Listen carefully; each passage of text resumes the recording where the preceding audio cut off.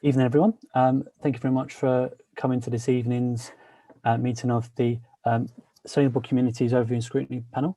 My name's Councillor Aidan Mundy, and in today's this evening's meeting, we're going to be looking at elements of the borough's planning system and our large regeneration schemes in the borough. So before I go on to the item of business, just a quick update. We're going to be flipping around a few of the items. So we're going to take item 5 first, which is design review panel, and then move back onto the agenda, starting with item 4, and then moving on to item 6, which is Morton Regeneration. Stella, has there been any apologies? No apologies, Chair. Fantastic. Do we have any declarations of interest? No? Brilliant. Item 3, minutes of the previous meeting. Can I ask someone, before I go into matters arising, can I ask someone to confirm that and second that they are a true and accurate account? And some nods? Ben, great, okay. So I just want to go on matters arising regarding item 3 in the minutes. We had a great presentation from John, our AD of Public Space, and we've managed to get Steve Peach from Moat Housing, who run the estate in Pollard's Hill, and it'd be useful to just hear for a couple of minutes on what they're doing to manage the waste in that estate. Steve, would you be fantastic to hear a bit more from you on that?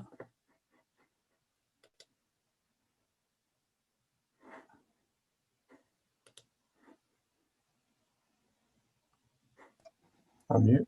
Yeah, we can hear you now. Hi there, everybody. Yeah, thanks for inviting me along today. As I say, my name's Steve Peach, and I work for Moat, and I'm the head of neighbourhood services for the London and Sussex area. I have to excuse my backdrop there. Forgot I still had that on. Anyway, you may be aware that Moat completed a 3-year programme of regeneration works at Pollard's Hill, which included improvements to the buildings, the courtyards, the garden areas, and we invested somewhere around £27 million in the area. But whilst the regeneration created those substantial improvements, it didn't fully address some of the ongoing issues with the refuse and bulk waste. So up to 2018, Moat was collecting most of the sort of dumped bulk waste in the area. And that was at the time averaging probably between £80,000 and £100,000 a year. And we wasn't passing that cost on to the customers at that point in time. I think we was hoping that we could sort of manage that problem out of the estate, essentially. Unfortunately, it still persists. What we started to do is analyse the type of waste that we was collecting. We started to realise that much of the waste was due to the capacity of the bins, the overspill, split bags, litter, and of course there was bulk waste, the larger items that you tend to get in this sort of scenario of fly tipping. So to try and tackle that, we merged our grounds maintenance and our waste collection contract at the end of 2018 with the ambition to combine the litter picking, estate duties, ground maintenance. So it had a more coordinated approach, and I think to a certain degree this has helped to keep Pollard's tidier. We also have our neighbourhood response team, which is essentially a caretaker role, but we sort of enhanced their dedicated hours on Pollard's Hill to tackle the overspill and the bulk waste in the advance, in particular of bin collection days, which at least ensured that the bins were collected, but at times made for some unpleasant work for the team, where they had to literally remove items out of bins and rebag some of the split bags. And we also just started to realise that cardboard was becoming a huge problem as well, due to the lack of dedicated recycling points in the area. And at times bins wouldn't be collected. To compound the issues, you then have overflowing waste, and the reason they weren't collected was simply that the location of the bins just meant that they got blocked in by poorly parked vehicles that the refuse teams couldn't get past. So the current levels of overspill is primarily from undersized wheelie bins across Pollard's, which again means that we continue to spend quite a lot of money trying to facilitate refuse collection. And that cost, quite a lot of it is passed on to our residents in the form of a service charge.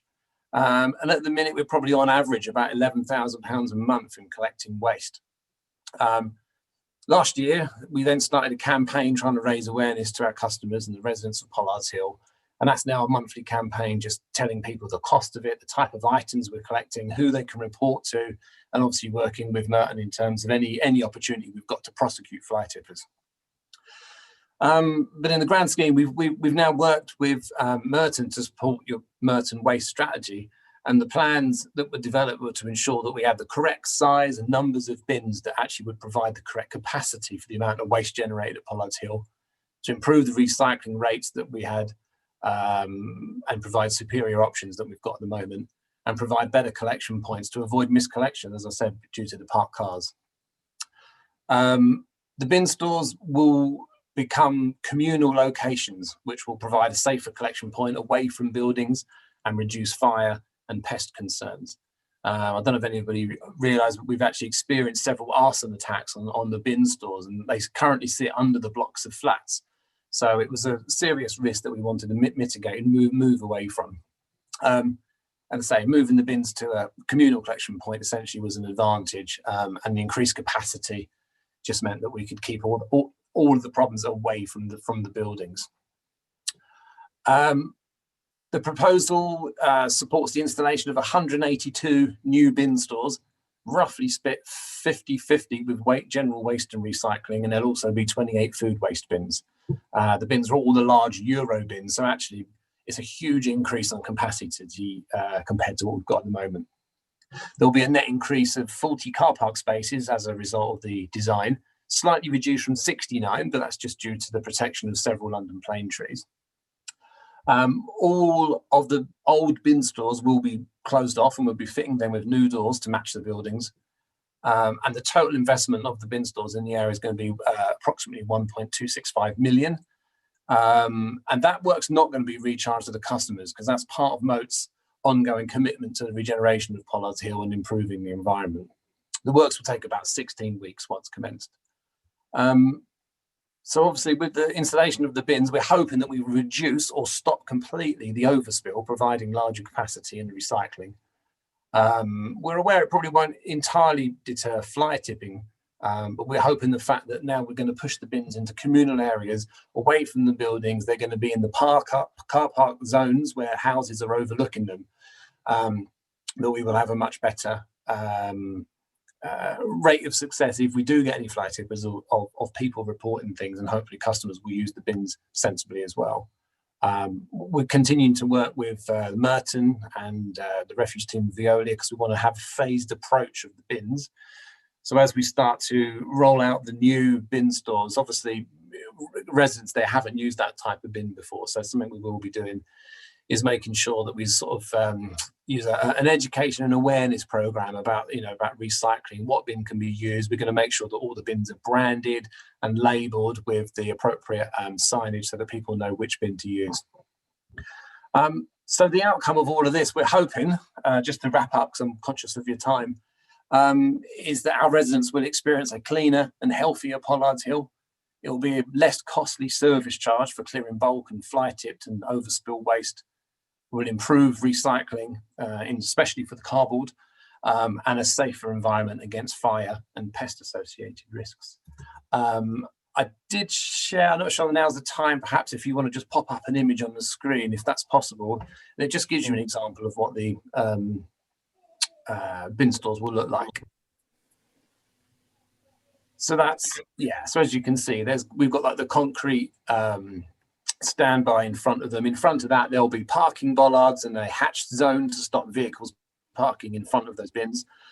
The bins will have locks on them, so obviously people can't get into them. The hatches are designed to be large enough to put your cardboard and all of your general waste bags through there as well.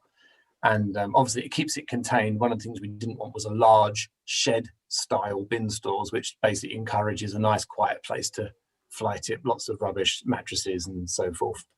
So yeah, that's everything. I'm happy to take any questions from anybody, and yeah, thanks very much for your time. No, thanks very much, Stephen. I mean, I think that's a great example of the partnership working of yourself and John's team, and how you've got to where you are. My only reflection is, sort of, if others were to follow in your lead and lessons learnt, what are the sort of 2 or 3 things that would be useful to pass on across the borough, because other large developments are going to be in this situation. We know there are future proofing going on in Clarion Regeneration, which is fantastic to see, but we live, density's increasing, this is going to be a challenge moving forward. How do you see that going? Yeah, I think one of the big points for us has obviously been consulting with the community, so they know what's happening. So we've done that. Obviously, there's been the run-up consultation in terms of putting forward before it even went to planning, in terms of what the bins were going to be, and then supporting the planning consultation process, making sure customers get involved in that. I think the analysis of the waste has been quite useful, understanding what's been causing the problems in the area. And Veolia going out and doing a full assessment, understanding what the capacity is required in Pollards, because I understand as part of that, Pollards generates one of the sort of highest numbers of general waste in terms of tonnage. So it's important we understood that before we installed the bins. I think there's going to be some other areas that we still need to work on. I think in an ideal world, you may have some form of parking control in the area, just to make sure certain zones are kept free and clear.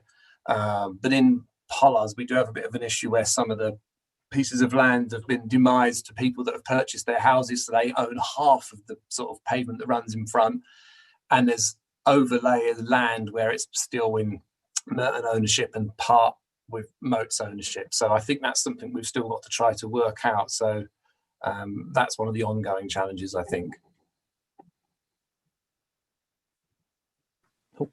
On mute there. No, that's good to know, and it's clearly you're on the ball on that, and you know what the challenges are, and the next steps, and that engagement piece was really good. Does anyone else have any questions?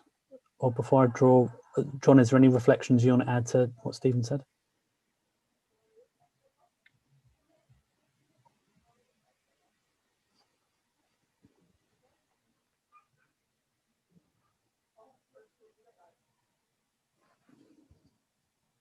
Oh, of course.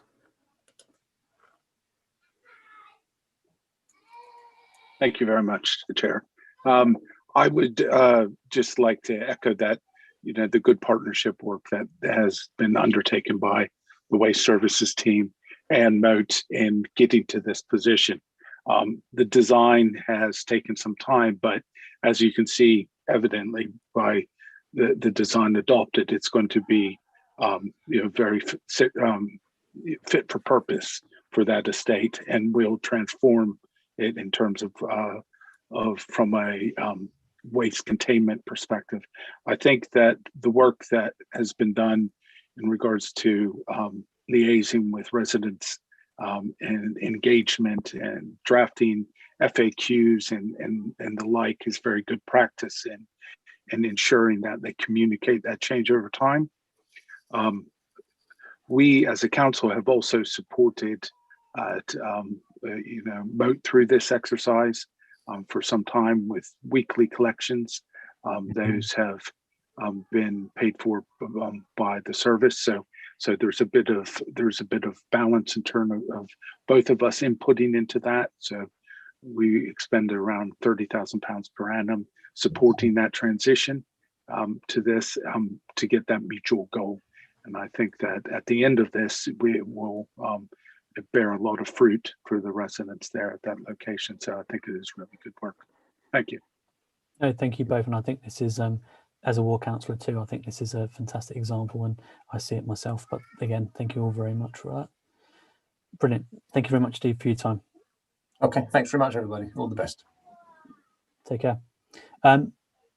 Matters arising additionally, just double checking, there was some of the recommendations regarding websites and updating information. I appreciate we probably need to engage a bit better on this, Chris, from a panel perspective to add a bit more information. But have they been, where are they in the sort of process in terms of being updated? I can just, let me unmute Mike. Chair, is this with regard to the CRM system? No, sorry, apologies.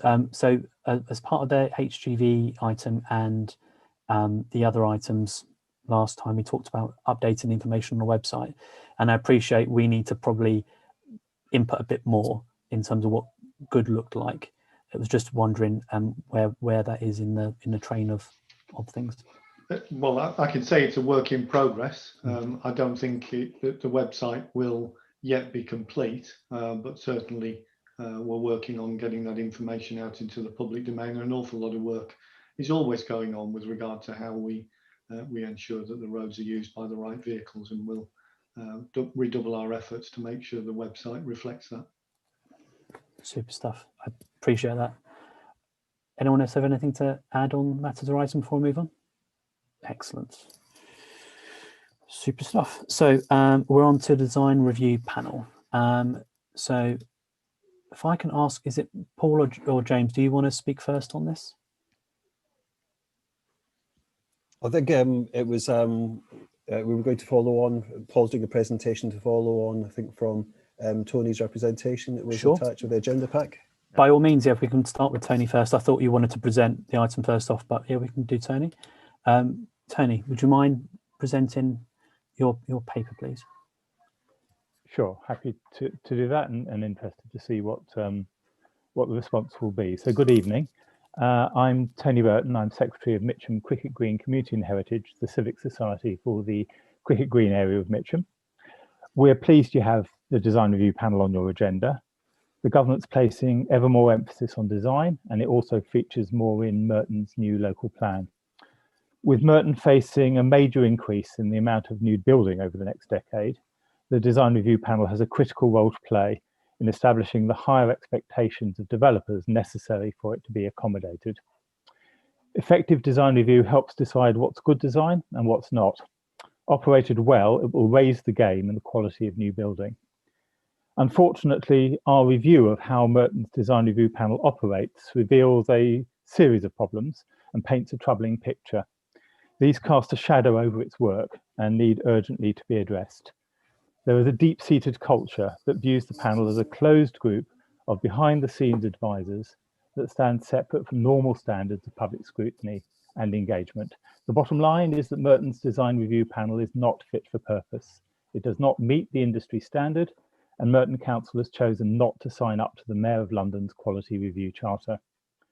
Despite its influential role, the panel has no agreed terms of reference, and there's a lack of public information about its members, why they're fit to serve, or how they are recruited. There is a troubling lack of transparency around how the panel handles its members' inevitable conflicts of interest. By having the same person chair both its Planning Applications Committee and its Design Review panel, Merton is an outlier when compared to other local authorities. There is a clear expectation that panels don't involve elected members. There is also evidence that Merton's constitutional safeguards are not being followed. In one breach, the chair of the Planning Applications Committee voted to grant planning permission for a development that was subject to design review at a meeting she also chaired. The design review panel mostly meets behind closed doors, even when Merton Council's own developments are involved. It is even met by email, despite commitment not to do so. The panel generally fails to publish its documents and reports in a timely manner, and often not at all. It operates an outdated traffic light system for judging design quality 2 minutes, Tony. that oversimplifies things and is open to abuse. Our review makes no fewer than 22 recommendations for reform.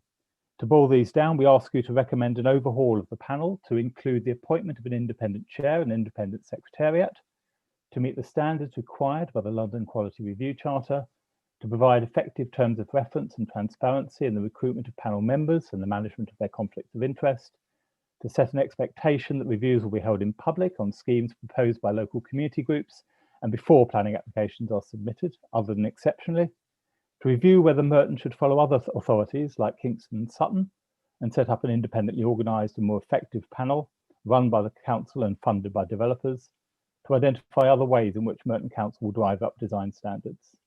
We believe officers should test their proposals on interested local community groups and bring them to your June meeting. Design matters. Merton Council is committed to high design standards. We ask you to help them be delivered by raising the quality of design review so all who wish to develop in Merton know they will have to meet demanding design expectations. Thank you. No, thank you very much, Tony. So we've also got the chair of the current chair of planning. It'd be great to hear his reflections too. But before we do that, I'd like to bring in Paul and James, because I believe they've got a presentation addressing several of the points Tony's outlined. Thank you, Chair. At the beginning of the meeting, I thought you'd agreed that you're going to hear from the chair and possibly cabinet member. Then I would do the presentation. We can do that. We can definitely do that. Dave. Thank you. Yeah. There were one or two things unusually that Tony had to say that I do agree with. Having chaired two now since I became chair of planning, the traffic light system is a bit narrow. There are only three options: red, amber, and green, and we should be able to give a wider option than that, because you get many cases where people say, "Oh, it's borderline amber green," or "It's borderline amber red," and we need to have more on that.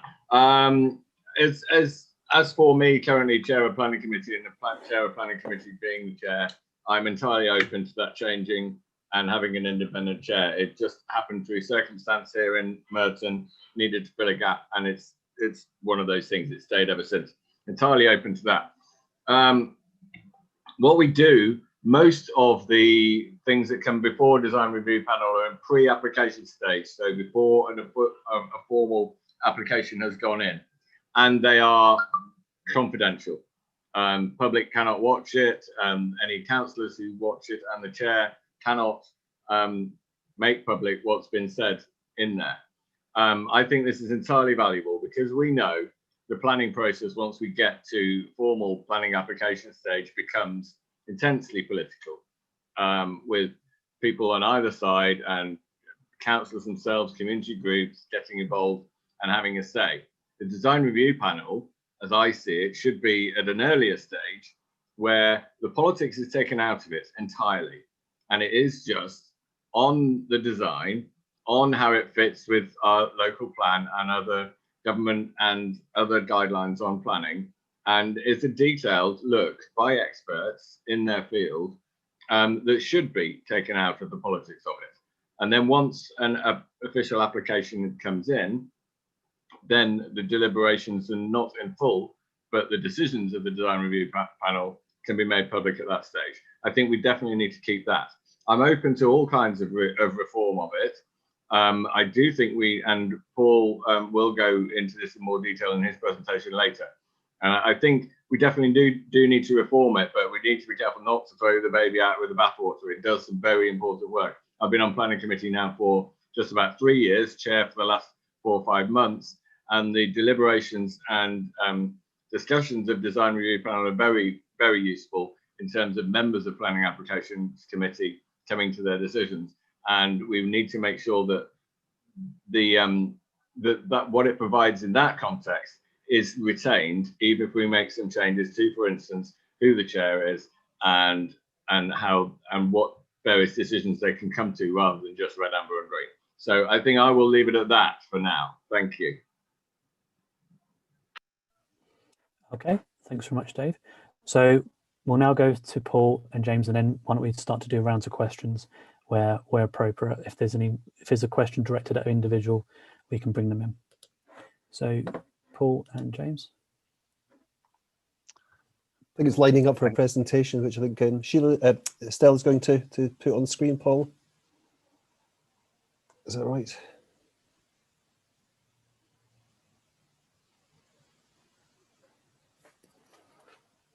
Paul, I thought you were doing the presentation. Okay. You tell me.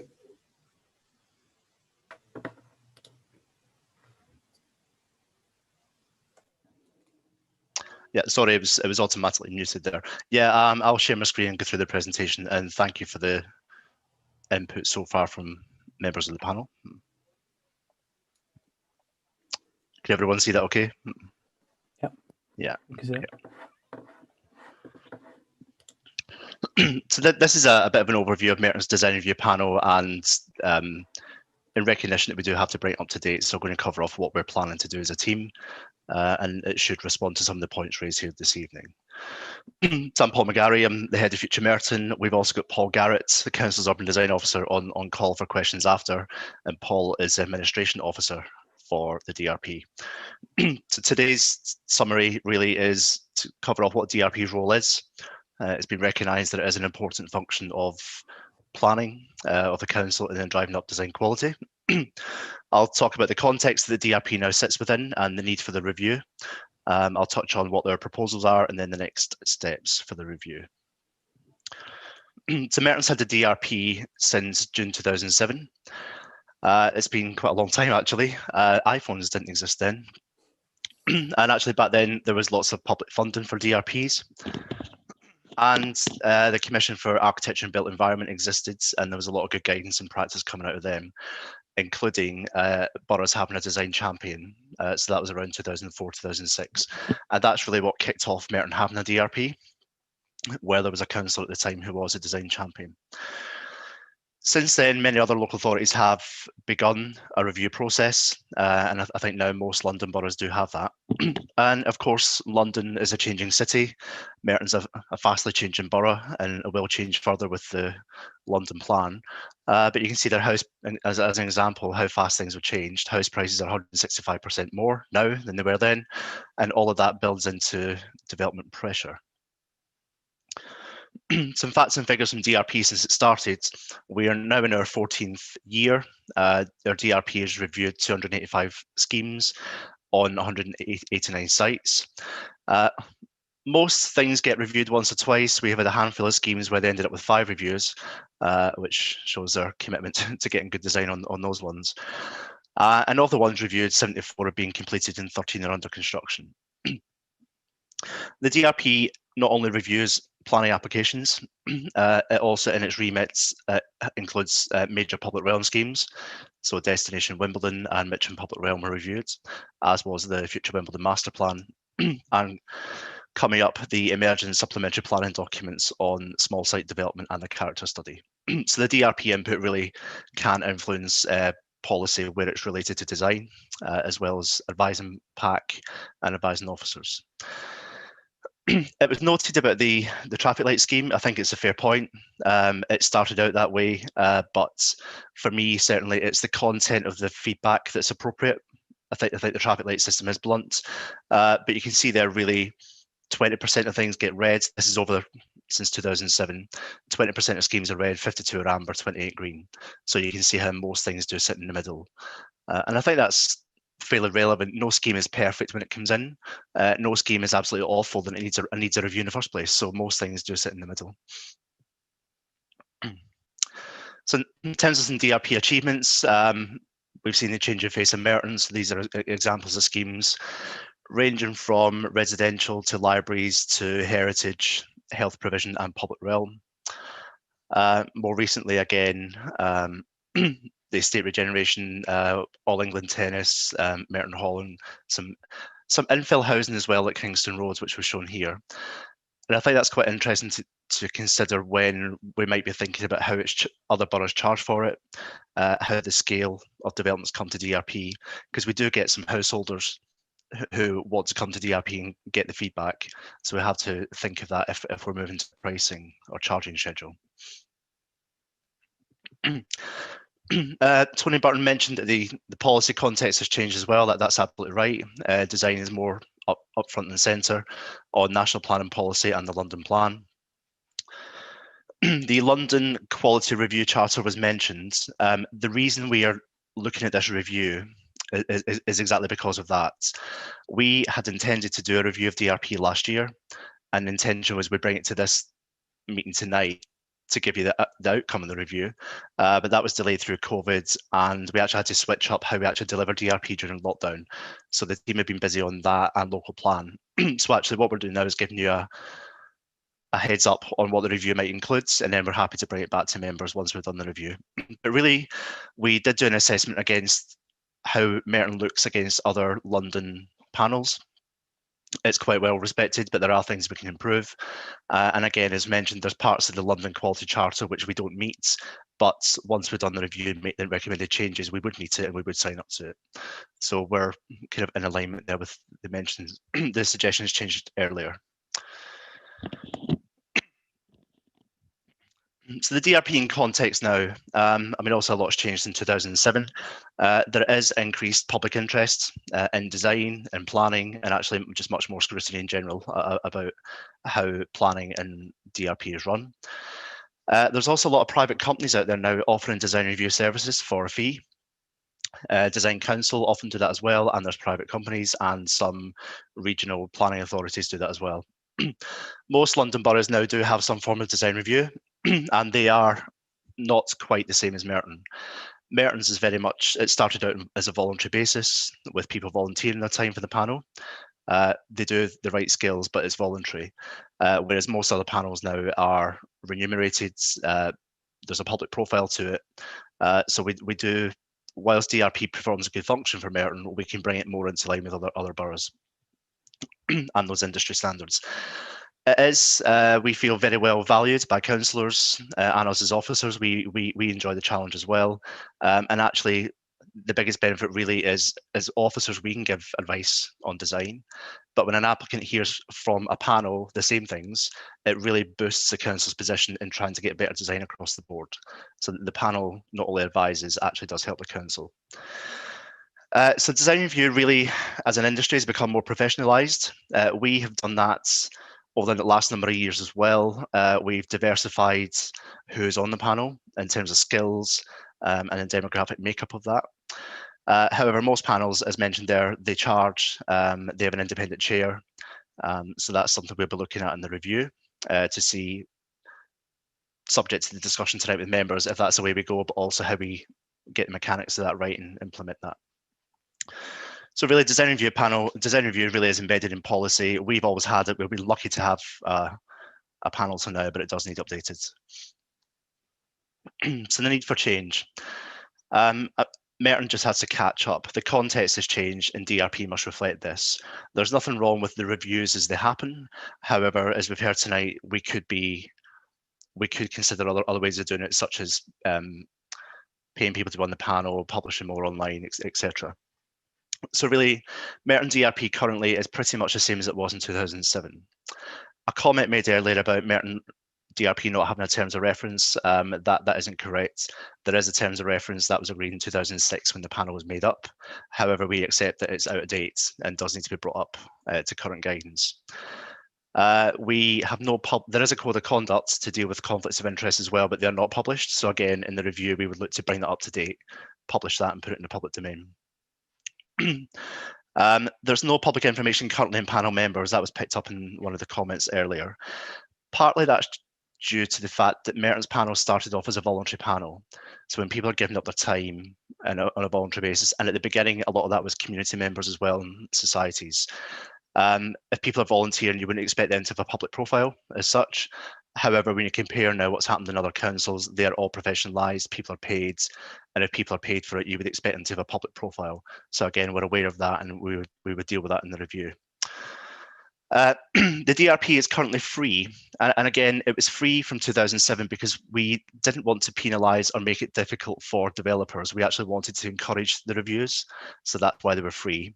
They are still free to use at Merton at the moment, and that's on the goodwill of the fact that our panel members are volunteers. If we switch to a fee-paying service, I think that would generally be fine because it's accepted across London. Developers would just factor that into the pre-app process. Or in fact, the council could weave the fees into the pre-app process should it choose to do that. I think we just have to be mindful that if we still have the old small site developer or a householder who wants design review advice, we shouldn't be charging the full whack for them because it's a disincentive. And that's quite important for Merton because we're a borough of small sites. 90% of our planning applications are for tiny sites. So those developers may not have the tens of thousands of pounds that major developers would have to fund the DRP. So what should our review aim for? We really aim to be as good and as professional as the private providers and to be put on a par with neighbouring boroughs who have much newer DRPs than us. We are not far off being in accordance with the Quality Review Charter, but we will do that at post-review to make sure we can sign up to that and be a member. So what we're proposing to do is make changes based on group practice. A lot of that was mentioned here tonight. From public and private panels. We will implement the changes based on the research. We did do a lot of research last year on benchmarking where Merton's panel is, so we have got a good idea as to where we're going with this one. And as mentioned there, just ensuring there's much more robust and transparent processes. There are processes in place around selection of panel members, of how pre-app schemes end up on the panel agenda, but we're content to make that more open if we need to. So the proposals going forwards, we will need to update a brand new code of conduct. That'll be for all DRP members, and they'll sign up to that. That will also cover any groups that are involved in the process as well. There'll be key changes to the structure and operation of the panel. Some of this has happened due to COVID. So for example, we used to have evening meetings in the council chambers. We've now switched that to digital. It works far more effectively for the panel members. It's great for the amount of material we can get, because we're not just putting certain panels on a wall, we can go through much more detail digitally. So the switch to Zoom has been beneficial for the panel. It's been better for us as officers, because the ones where they're not pre-app, we've been streaming them on YouTube, so that's much more open to people as well. So the digital changes have happened already. We will be asking full council, well, cabinet then council, to adopt the changes. That'll be subject to any amendments after the consultation period. But ultimately, what we'll be doing is getting a new terms of reference put in place. So we'll look to implement those changes as soon as we can, but I'll just share a timeline for you. So that this is an indicative timetable. We hope to launch the review in March. So we've sketched out what the review would contain. So we hope to run that through by the cabinet member and get approval to consult with panel members, consult with members of PAC about the operation of the DRP. That consultation periods, generally our consultations are 6 weeks, so it'll be April and May. We will need to seek advice as to whether the mayoral election purdah period affects this. If it does, we'll just slide the timeline on a bit. But with a fair wind, we look to finalise the proposals in May, hopefully get that to June cabinets, and then for implementation, the timeline of that will very much depend on what the changes are. Update in terms of reference and all that, that's quite easy. If we're moving to a fee structure, then we have to get the back office stuff lined up to do that. If we end up doing an independent chair and that needs recruited to, that'll take time as well. So I've got quite a broad brush timeline in between July and August to do that, subject to what the changes will be. So hopefully in autumn, we can look forward to a new format, Merton DRP. I'm happy to pause there and happy to take questions from the panel. Thanks. No, thanks very much, Paul. That was very, very enlightening and really important, because DRP plays such an important role and can play even more of a role in setting that vision for the borough and attracting inward investment through good design.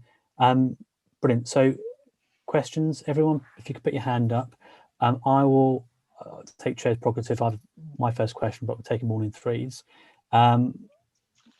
What do you think the role of scrutiny in that timeline you've just outlined, Paul, would be? That'll be the first question. Dan, you had a question, you had your hand up, and who else? And David too. Dan first. Yeah, thank you, Paul, for the presentation, and I'd like to thank Tony in particular for his report that he sent to the committee. In terms of, you mentioned how it's been beneficial for the panel members, the change to Zoom and secret meetings, but what is your view of how it's actually for members of the council and for the public who probably don't agree with the statement that the current approach is the best way to do it? And David?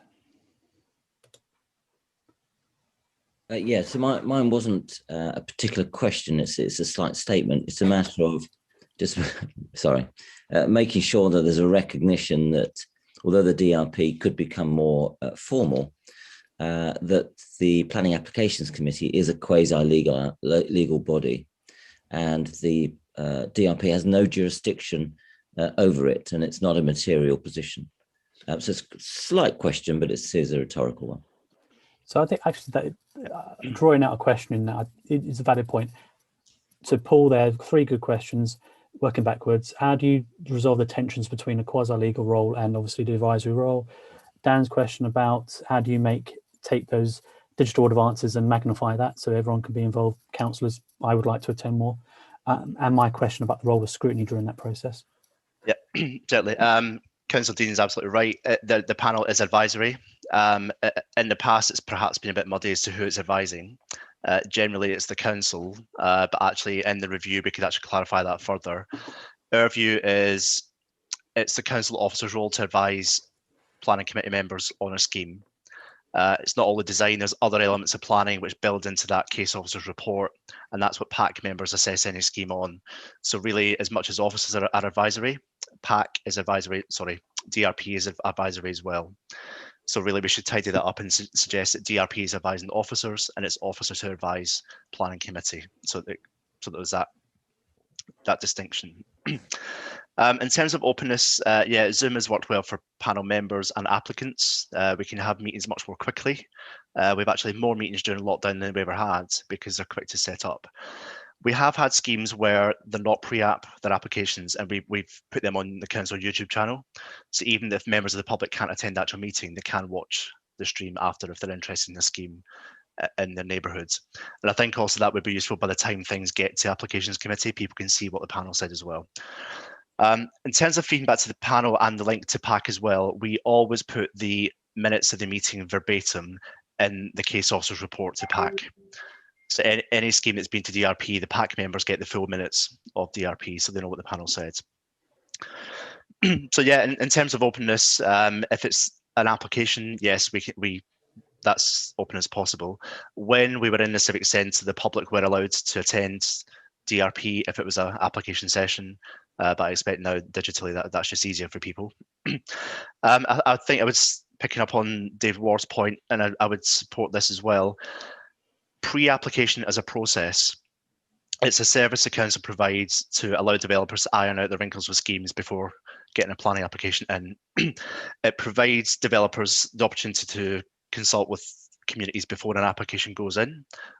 Some don't, but we advise that they should, and DRP is part of our pre-app service in that sense. I think it is useful to have a safe space or a confidential space to have the hard discussions on schemes. We do that as officers at pre-app. Panel members can do that as well to make sure that things are in such a good shape before they go in the public domain. So I would maintain that pre-app schemes remain confidential for that reason. However, when the DRP is reviewing pre-app schemes, local ward members and councillors are welcome to attend. Many do, and I think again the switch to Zoom means more have attended DRP in the last few months than ever did in the 10 years before. So that openness and transparency is there. So I'm sorry, I don't agree that it's a behind closed doors group. It's not, but the pre-app service is for that very good reason. In terms of the role of scrutiny, it's been great to discuss this tonight, actually. I think for me, we don't want to just as officers embark on making recommendations and then take it to cabinet. I think there's many people here interested in it.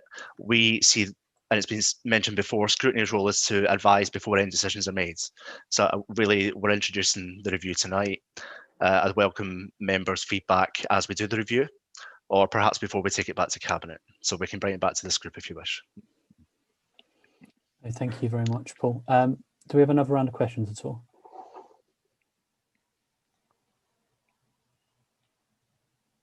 So we've got Anthony first and Dan. Anyone else?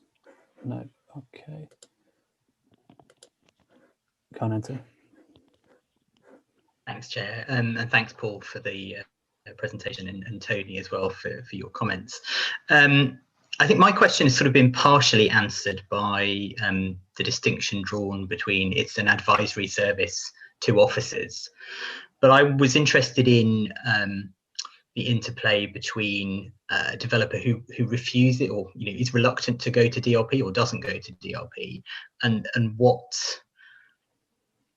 if anything officers take that to mean. So I had an example just outside my ward where the developer expressed to me a reluctance to go to DRP because they were afraid of the results that they would get, and how that might play out. And I just wondered, would officers, as part of the pre-application process, draw an inference from a refusal to engage in this element of the pre-application process? That's a good question. Hold it there with Dan, and then I've got another question kind of on the back of your one, Anthony. Dan? Yes, thank you. In terms of notification of the public and members of the council of when DRP meetings happen, it'd be good if there was a a clear schedule like there is for every single other panel and committee of the council, and a normal notification period like we get for everything else, and administration of that by democracy services. Because the only time I ever get wind of things going to DRP is when you know, kind members of the public have spotted on the website something that's appeared at short notice, and they tweet me, and then I find out it's scheduled at a most inconvenient time, and there's very little most of us of working age can do to attend. So I hope you can address those points in the review. Thank you. Thanks, Dan. And my question is on the back of Anthony's point, actually, and you touched on it before, Paul. It's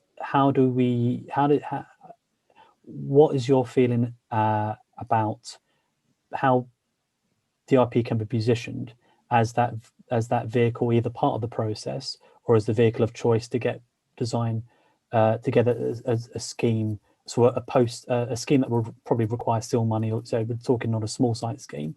How do we get that there is seen as more value added to developers? So backwards, so we've got how do we position DRP as the sort of vehicle of choice?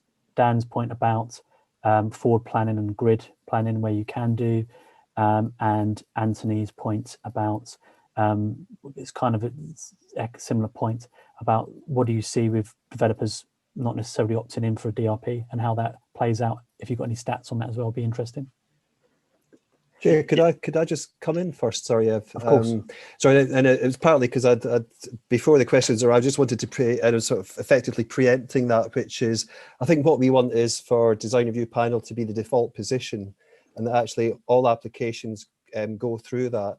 We want Merton. We totally agree that design review panel is a force for good, and actually the fact that we're reviewing it is to make it fit for purpose, based on the experience that you know. Going back to we were looking at our Nokias rather than our iPhones. I think one of the things that we'll have to reflect on, and I think it's useful, you asked about the role of scrutiny. I think you know, in discussion with the cabinet member, it might be useful to bring this back to scrutiny, because one of the things about it being the default position is just the volume of applications that may come through, the consequential impact on workload, and I'm not talking just for officers, but for panel members and also ward members. And so that goes to some of the questions that Councillor Holden and Fairclough were asking, which is actually there's a bit of fleetness of foot needed at times on the operation of the design review panel, but it should still have structure, and it should be something that is open to ward members, and when it's at application stage to local residents. So I guess that what we're saying is that we were seeking it to be default position, but I think that we need to just be careful that we can manage the position. Merton gets many thousands of applications a year. Not all of those are, many of those are about discharging conditions, but there are a lot that are laid in front of us. And actually that's part of what we'll need to consider through the review process. And especially if we're going to charge for that, we need to make sure that we can deliver the service to the quality that the applicant needs. And if you've got volume, we need to make sure that we can address the customer's needs with those volumes. So I would say that there's not a unequivocal answer to that today. It's part of the discussion that comes through the review that's underway, but we would like it to be the default position. Thank you. That's very helpful to know. Paul, over to you. Yeah, taking Councillor Fairclough's point, what do we do if a developer doesn't want to go DRP? Obviously we can't force them because it's an advisory service, but we do in the pre-app process advise developers to use that service. If they choose not to, for the example you gave there, if they're not that proud of their scheme, there's a problem with it. Most people who come to DRP are really happy to go to DRP. They welcome the feedback. Some of them see it as a way of showing off their scheme. So it's a thing to be proud of, not to be frightened of. We as planners don't really take any view one way or another as to whether they've been or not. We would do our design comments as we would anyway. However, I think on cases where perhaps they're up for refusal or we don't think they're as top quality as they could be, we do let Planning Applications Committee aware in the committee report that the developer chose not to come to DRP after being invited. So we do try and flag that to members just to give you a wider context, but it doesn't infer any different judgment on a scheme. over and above anything else. Councillor Holden's point on the schedule of meetings, the DRP website does have the year ahead schedule of meetings on there. We did have an issue last year where we had it on the council website. It didn't link up to the Modern Gov system, which all the committee things are fed through. So all the scrutiny papers run through Modern Gov. DRP doesn't. It's administered by Future Merton. So we update the website, but I don't think you get the alerts via Modern Gov. So that's something we're trying to work with IT on that one. Part of that is because DRP is not a recognised committee of the council, like Scrutiny or like BPAC. It's an independent panel. So because of that, it doesn't sit within Democratic Services. So there is a slight disjoint there about the notification pings that you would get with other meetings. But certainly I'm happy to share with members the forward schedule of meetings, because they're all online. And we set them manually. Yeah. Chair, there might have been another question there that I've totally lost track of, or did I cover them? No, that was it was my question, which James addressed. Okay. In terms of compulsion. Okay, I'm just going to bring Geraldine in to ask if she's got any questions, because she's on the phone.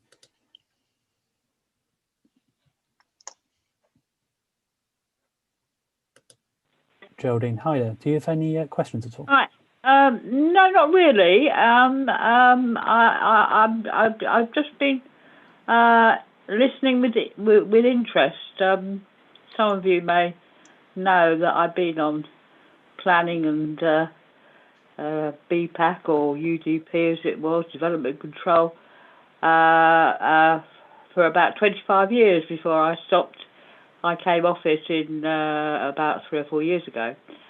The design review panel was always a bit of mystery to people, especially who was actually the makeup of the panel, which obviously Tony mentioned in his report. I did know most of the members of the design review panel, because I've met them, in other ways through as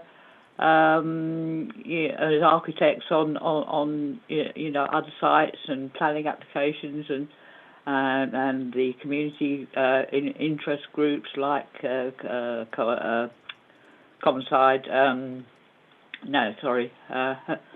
Mitcham Community and Heritage Group that Tony's the secretary of, and other interest groups like that. So I was just wondering, looking at this new model that you're going for, or updating the system, how the design review panel will be chosen. I mean, as you say, if they're not volunteers, they're being paid. Presumably, they'll have to, they have to go through some sort of interview process, and it'll be more open to people to know who actually is on the panels, because that's, as I say, in the past, that's always been a bit of a bugbear for planning. So yes, so I await with interest how it's going to pan out. That's a good question, Geraldine. We may be able to get an answer for you now from Paul, if you can reflect. Even if you haven't got a definite answer, there may be some reflection on other comparable schemes. Yeah. Yeah, should we just deal with that one point? Yeah. So the members of the panel, it's not published on the website at the moment. The reason we done that was we also want to try and avoid individuals lobbying members of the panel before a review, and we do have evidence of that happening. So actually not having people published, we thought was a solution to that. However, as raised there, other panels who pay their members have that public profile up there. So the review will take care of that, because the code of conduct and terms of reference will cover that. It just wasn't a feature in 2007. In terms of the recruitment to the panel, we've done that periodically as the panel's moved on, so we don't have the same panel now as we did in 2007. I'm going to invite Paul Garrett if he is in the call, because Paul takes care of the rotating members on, so he'll be able to talk about the criteria and assessment that happens there, and how that will change in the review. Paul, are you available? Hello, good evening, everybody. I hope you can hear me. We can. Thanks, Paul. Hello. Yeah, we can hear you. Hi, Paul. Yeah.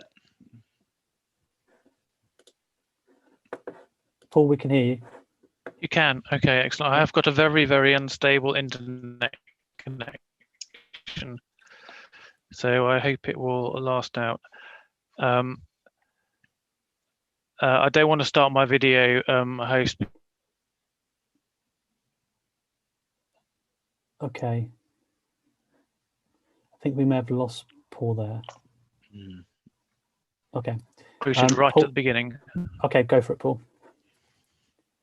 Okay, sorry.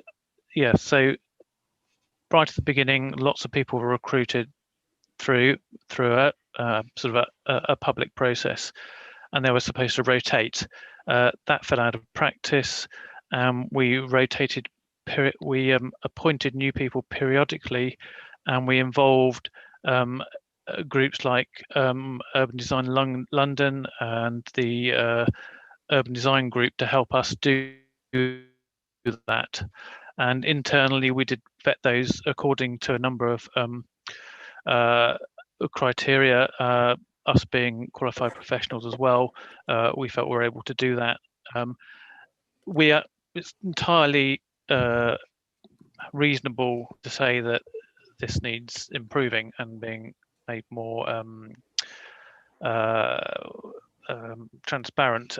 So one thing which Paul perhaps didn't touch on so much in his presentation is that the review does include improved method of recruitment and a recruitment pack, which is along the lines of those produced by the private providers like Design Southeast that does Sutton, and also I think Lambeth as well. So we have produced or done research and work on that, which will put into the public domain how people are recruited, what skills you need, and so on. In terms of actually assessing them, we're suggesting that still needs to be done in-house by certain council officers and the chair and potentially a cabinet member, and that we would not necessarily actually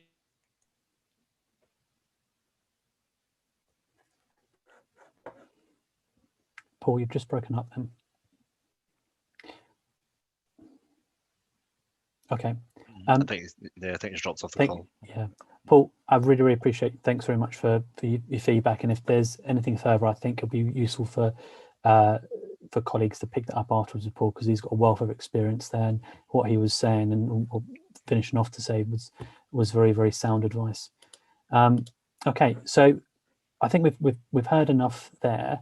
I was going to say, Nick, do you want to draw this to a conclusion with any recommendations? Yeah, I just sort of saying that, I mean, apart from the fact that Paul's thing was very, very good indeed. I really enjoyed it. I've got to say I'm grateful to Dave Ward for emphasising the need for confidentiality in pre-application. That's really important. I'm also, it hurts me almost to say this, but grateful to David Dean for emphasising the advisory nature of the DRP. It's really important that it's advisory. You know, I'm afraid I don't really agree with Dan that this is a great initial report, and I don't think that we should take too many notices of Mitcham Heritage's recommendations. The suggestion is in this report that the DRP doesn't work. Well, it clearly does. What we want to do is actually make it work better. There's a need to see the DRP as a positive and professional process, and not a forum for complaining or for holding things up. I think that's really, really important. And I'd like, Chair, for Paul and James to be able to take what we've heard this meeting back and then bring it back to us so that we can make recommendations at a future date, like Paul suggested. Thank you. I agree with that.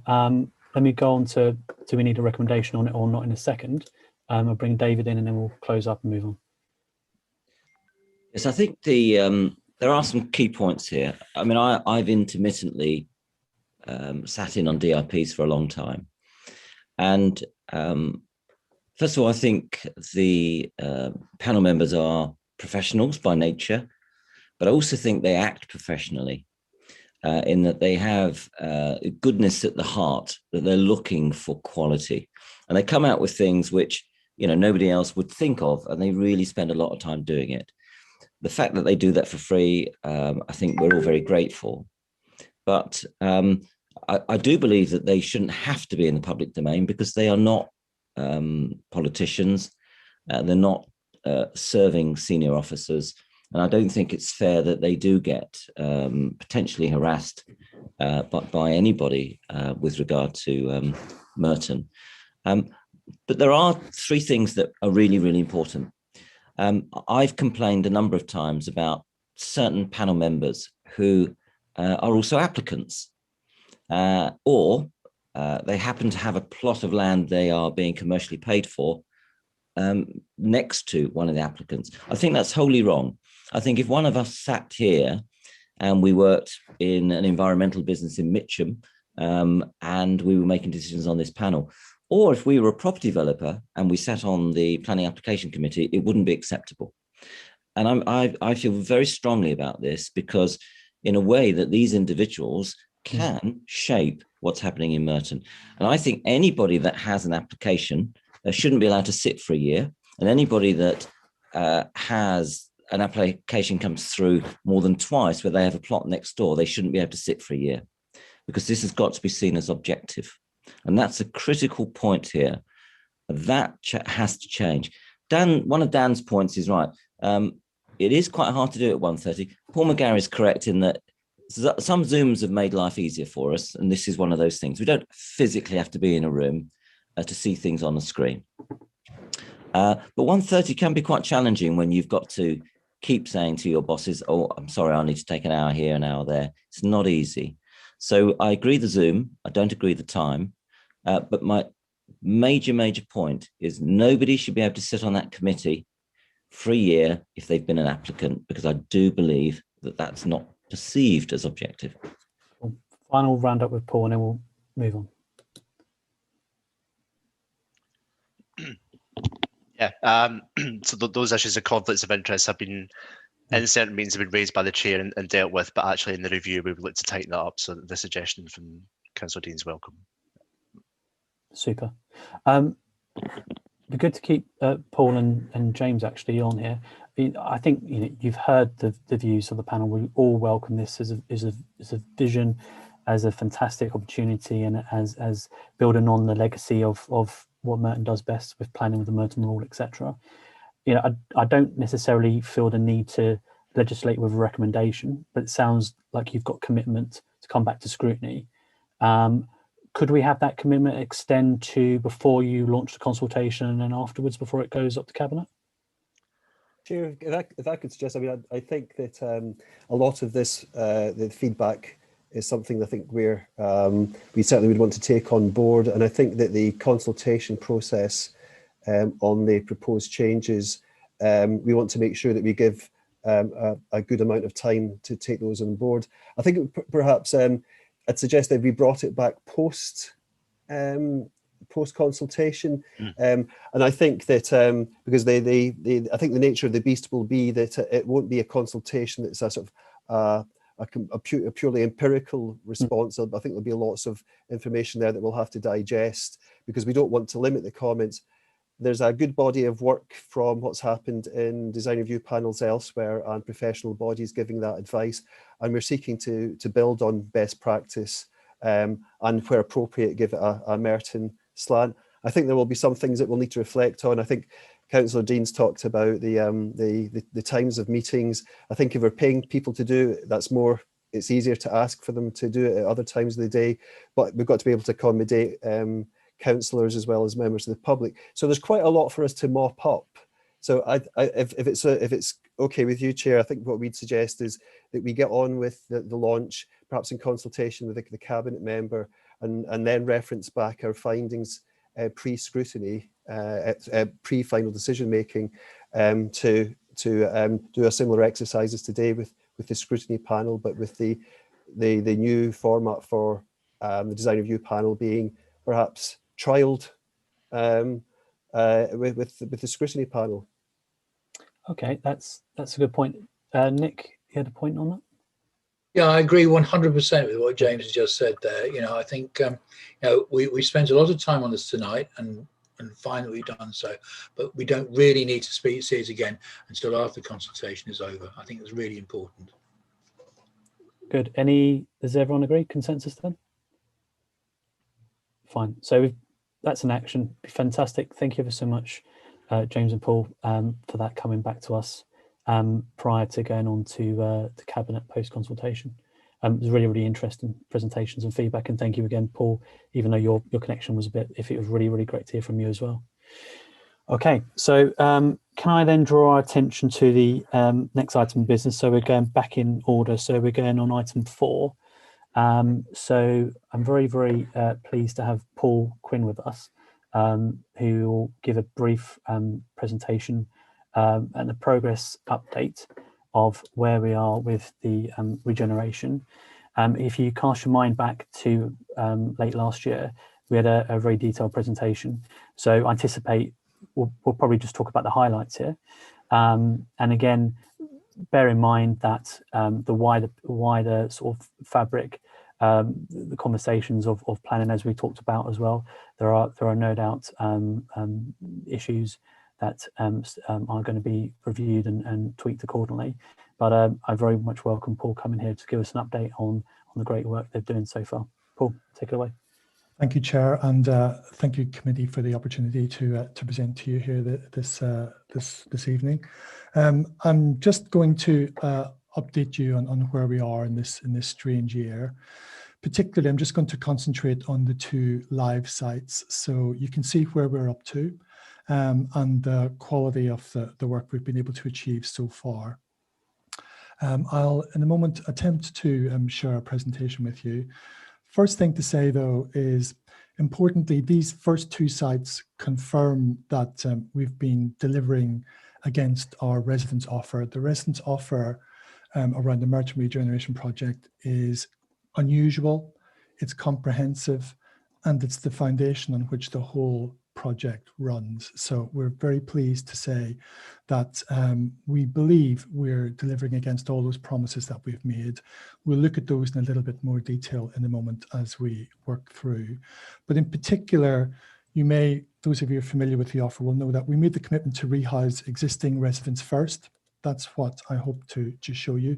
That's exactly what's happening on the ground.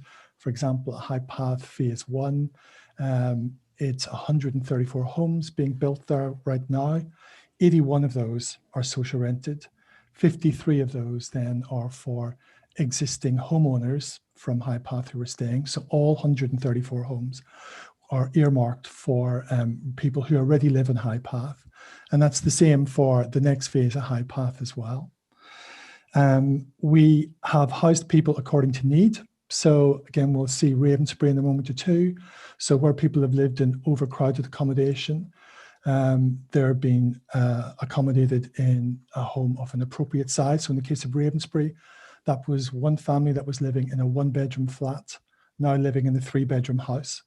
So that's meant that we've had to significantly increase both the size of the homes themselves and the habitable rooms, some of which often gets lost in the calculation, but the new homes are appropriate for size, very important.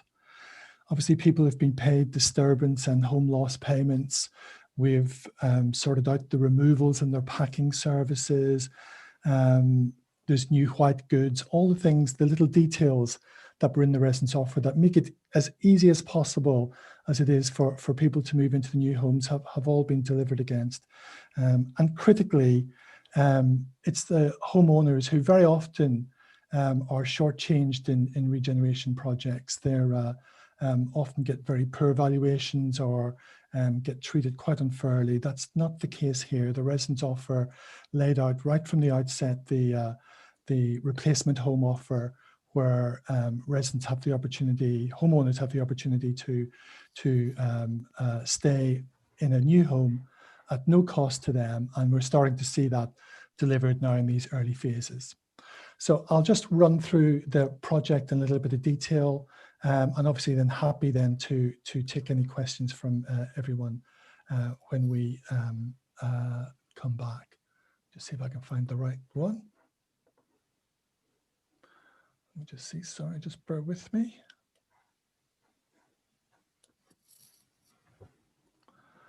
Presumably people can see that screen yet? No? You can see it. You can see the screen. Sorry, yeah. Can you see? I'm afraid I can't see what you were saying. Update on Morton Regeneration projects. Is that on your screen? We can see it. If you go to presenter view, it'll go a bit larger. Perfect, perfect. Thank you. I just I can't see it on my screen here. Okay, where are we? Cool. So Ravensbury Phase 1. I just put this web address in here. This is ravensburylive.com. If you get a moment over the next few days, please have a look at this. We developed this digital tool working with the Ravensbury first phase initially. And this allowed us to show residents their own homes being built out effectively in real time. So people were able to see from foundations through to completion exactly how their homes were going to look. And we're able to then see the different specifications for kitchens, for flooring, for bathrooms, as they were being decided, and enabling them then to make a choice and for them to email us back through questions. Now, we trialed this on Ravensbury Phase 1. We built this whole platform with a little startup called eBrick. And now we're going to use this approach in all our regeneration schemes across the whole group. And now it's been an incredibly useful tool. And who knew COVID was going to come along and place this huge emphasis on digital technology. So we're very pleased with how that's turned out. And if you get the opportunity, please do have a look at that. This is how the first phase at Eastfields looks currently. I hope some of you had a chance to see it. You'll see what we have gone for here is fairly traditional typologies to tie in with the existing estate. We're building in brick, we're building in materials that will be robust, and our intention is that although it's probably taking us the guts of 7 years to build these homes, we've designed them, we hope, in such a way that they'll still be there in 100 years from now. That's the objective. We used a lot of very nice design detail going back to the original Victorian homes that were sitting here, and picked up those detail in some of the brickwork. And of course, we're really only at the start here at Ravensbury. It's just 21 homes, but as I say, it's an important start for us. It's demonstrated that the road we're going down looks like it's the right one. We're just about to do a post-occupancy survey. This starts next week. We're delivering door to door, and we have a digital survey as well. And then we will have a Zoom call with the architects just to learn what we can from these first homes, what's worked and what hasn't, what do people like, how are they managing using induction cookers as opposed to gas. All that detail we'll try and glean, which of course will help us with the future development on Ravensbury itself. Now, Highpath Phase 1, this is the other live site. And these next few images are pulled from the construction company's report, which we were just going through this afternoon. This is their current update. So this is how the site looks just at the moment. We're well into the construction of these homes here. You can probably tell from this site, particularly these photos, particularly the one on the right, the Phase 1 site's incredibly complicated. It's actually 6 different buildings altogether, all quite tight one to another, and also very close to the neighbours. So just on the right-hand side of that image, you can see the new secondary school. And to the left-hand side of the image, you can see the existing little cottages that form a conservation area that we neighbour. So you have to be very mindful of the sorts of sensitivities. The homes themselves, internally, some are nearing completion, and some of the other buildings have a little bit of a way to go. What you can see from this corridor is how the important light has been here. So big windows, high ceilings, really getting as much natural light as possible in here. The image on the right shows underfloor heating. So all the properties in here, irrespective of tenure, will be having underfloor heating, and that all going in now. In some homes, we're much more further along. We're starting to put kitchens in, whereas some of the other buildings were still quite at early stages, nowhere near sort of fitting out yet. So this is sort of reflects the nature of the site, with some buildings much further along than others. And just this sort of last image here just shows some of the detail we're going to here. So very good quality brickwork. We're very pleased with the bricklaying team we have on here. Actually, we've just tweaked the order of work to make sure we hang on to them longer. And as you can see, this is some stone detail going in here. So these are quite big buildings, so we need to design them in such a way that they don't look like a great chunk of masonry. So there's a lot of fine detailing going into them as well. And you can just see sort of an example of that there. So just the thing to take away from HiPath Phase 1 is it's 134 homes, as I mentioned. We will have the first homes coming back to us probably from about June. Oh, sorry to interrupt you. We're just seeing a white screen. Sorry, yes, it's just I'm just going to move on in a second. Sorry. No, it's all right. Sorry, Chair, I should have put something on it. It's 134 homes, all for existing residents, 81 of them social rented. First residents will move in from around about June onwards. And then it's a series of people moving in as each building gets completed until probably end of the year, beginning of next year. So very quickly, we're going to see the next homes through. Now, just a couple of other points to make around the approach we're adopting here more generally. Again, some of you may have heard me talking about circular economy before. We're very interested in the principles of circular economy. I'm using Morton's Regeneration project as the tool to drive circular economy thinking into all that we do in Clarion. So actually, I'm speaking at a seminar next week about how we take the principle of circular economy and turn it into practice. And in the case of the Morton Regeneration project, that means like retaining bricks where we can. So for example, some of the early demolished buildings at Ravensbury, the bricks are all retained. They're sitting in a couple of garages down there. We'll be reusing those for the substation we have to build. On HiPath, we have done pre-demolition audits of the tower blocks, so we know the materials that are in them, what we potentially can reuse, what we can rehome, what can be upscaled. So there's a lot of thinking around this that we're using the Morton project to drive out and actually and then deliver across Clarion as a whole. It's a very important piece of work.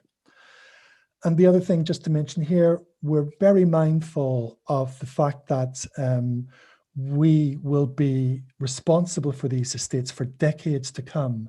So whilst everyone is quite rightly responding to climate change as a sort of automatic part of development and part of thinking, demographic change is likely to have just as significant an impact on society. And there's really not as much thinking going on around that.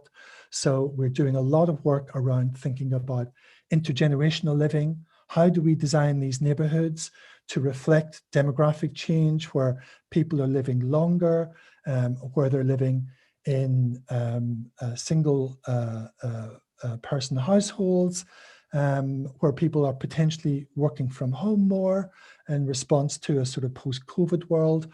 How do we think about designing communities that operate on that basis, where connectedness is part of the master plan and the design. And that's been intrinsic in our thinking from the outset. PRP, who are the lead architects on High Path, and HTA, who are the lead architects on Ravensbury, are probably both the most forward-thinking architect practices in the UK around this issue. And so together we've been running a series of webinars around this very issue, and we're using these Merton projects to test out some of that. And I'm actually starting to apply it now in new regeneration projects that we're bringing forward in Bromley right at this moment. So that's a very important aspect of what we're testing out here. And just a couple of slides just to finish off. In addition to the regeneration project itself, it's very easy to lose sight of what this is all about. It's really about people. We get drawn into these conversations about build rates and massing and design, when actually what we're really interested in here is improving people's quality of life.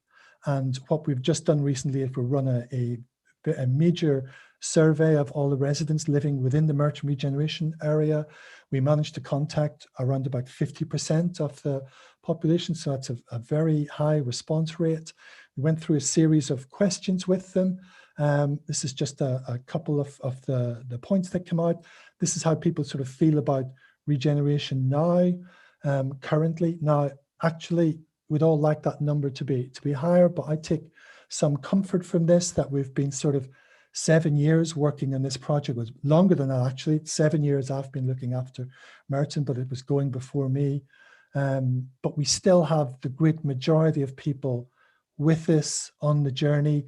I think that will improve once people see the new homes and realize that actually what we've been talking about all these years is actually coming to fruition, and we've been true to our word. So I think that's not a bad number at all for this stage in the project. And I think this is a very telling number. I think people are very aware of the huge need for social housing provision, especially in London here. And within our outline planning approval for the Merton Regeneration project and the detailed approvals that we have to date, there's over 740 social rented homes. So there's a net increase, not only in the actual number of social rented homes, but in terms of habitable rooms and floor space, a very significant uplift, because these homes are in almost every case larger than the homes they replaced. None are smaller, the great majority are larger.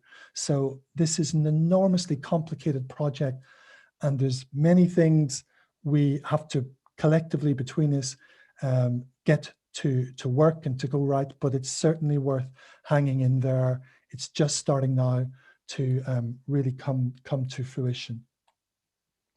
So if you bear with me, Chair, I'll just see if I can get us out of this.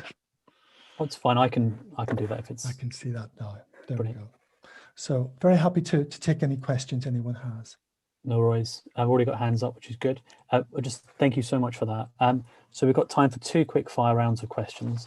I'm going to go first because I was really interested in your in the circular economy and integrated living. It would just be interesting if you briefly touch on what metrics are you using, or if you could share those metrics or highlights of them, or whatever's publicly available, even just an indication you can do, and just drop me an email afterwards. That's just useful because it's quite interesting for me. So we had Ben's hand shoot up first, and then Dan, and then get ready for another round, and then we'll move on. Certainly. Ben. Thank you, Chair, and thank you, Paul, for that report. And as you know, I'm very enthusiastic about the High Path estate regeneration in particular. Got a few questions, and some of them will apply to all of the regeneration, but obviously with a specific focus on High Path from me and Abbey Ward.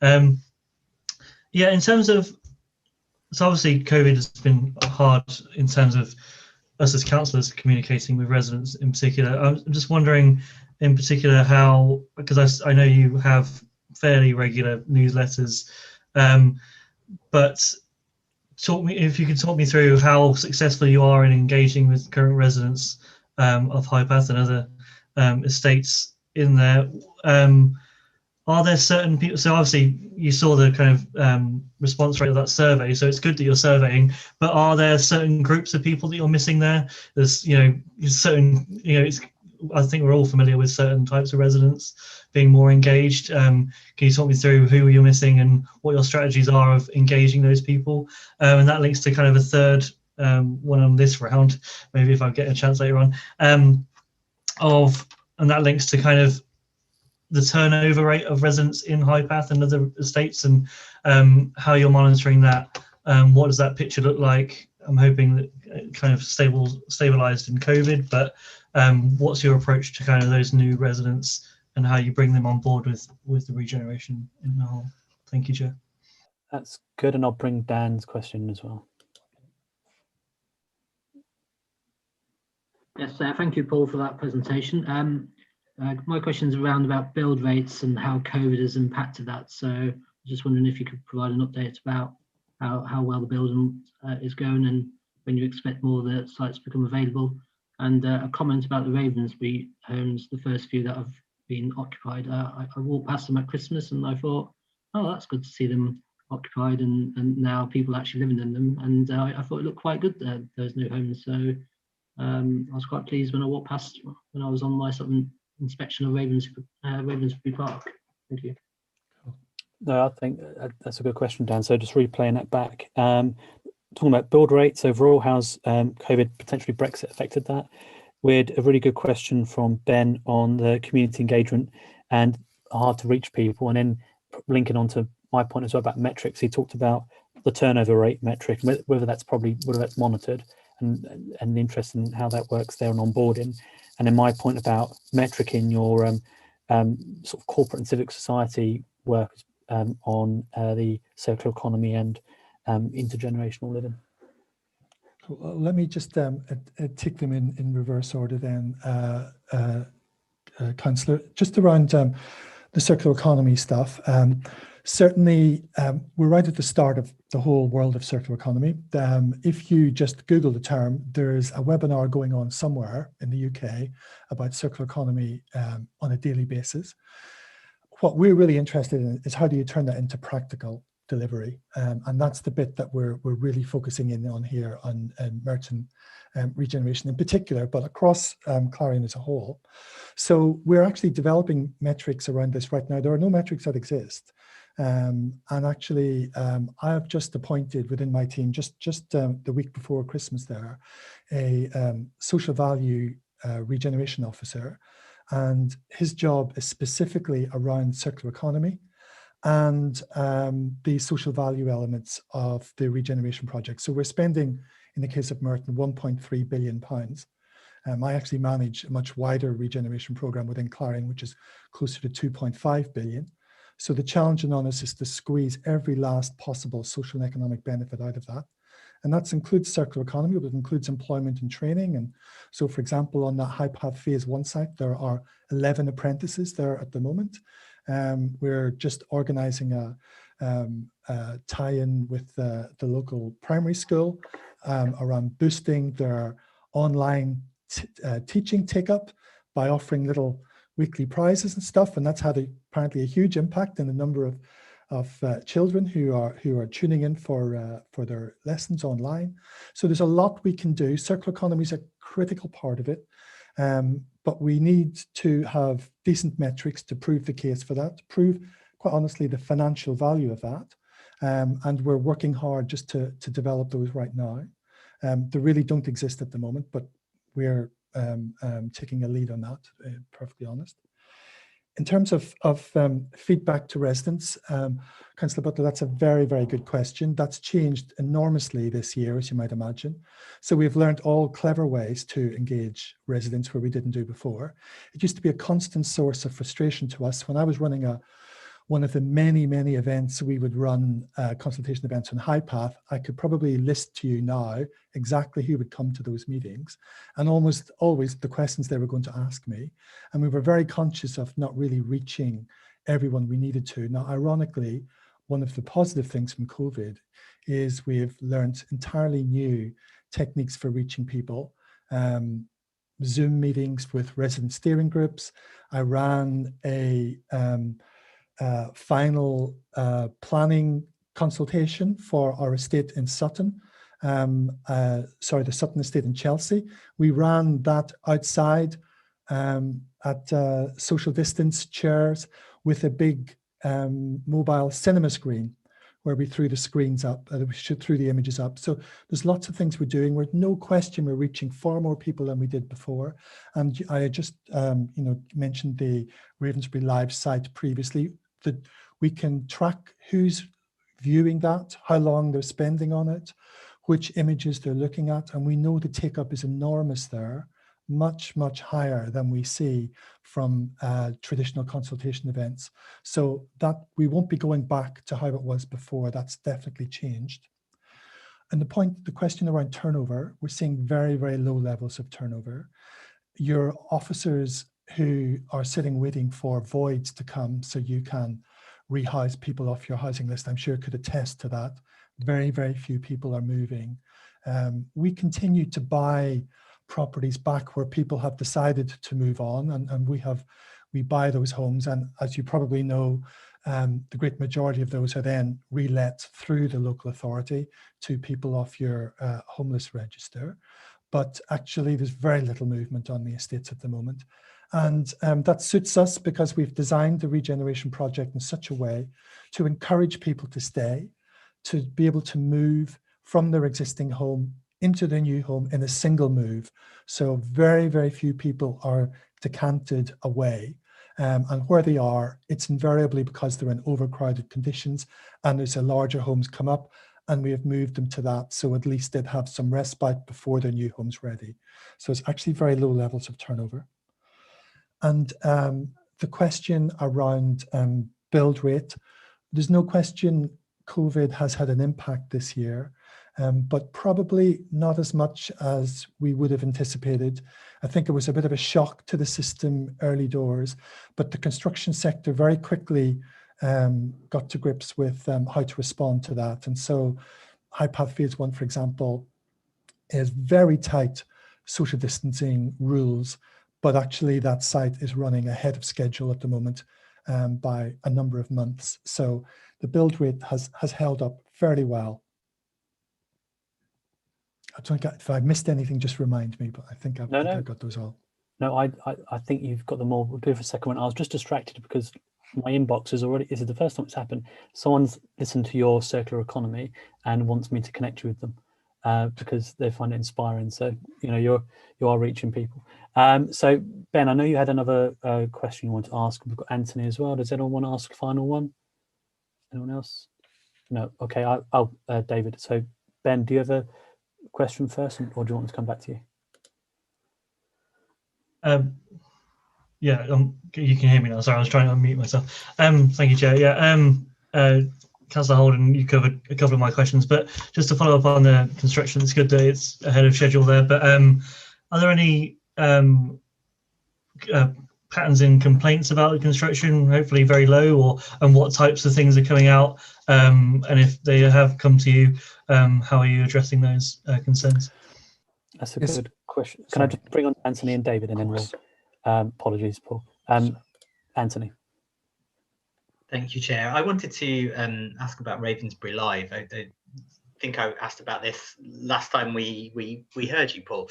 You said there've been massive numbers of people sort of being engaged that way, which is great. You also, during the presentation, suggested that residents can influence some of the work that's being done through Ravensbury Live, and I wondered if I suspect you won't have details of exactly how much has happened because of residents engaging that way, but you might be able to give some examples, or else send a bit more information. Just, I'm interested in how bespoke and how much control residents actually get from that. Cool, good question. And David. Yeah, so the key point, Paul, first of all, I think you're absolutely right. I mean, you've been doing this a long time. I think there are a number of skeptical people when you first talked about achieving all this. I'm ashamed to say I was one of them. And I think you've done a fantastic job, not just the building, but in terms of the planning, design, and also keeping people informed. You made a very good point tonight.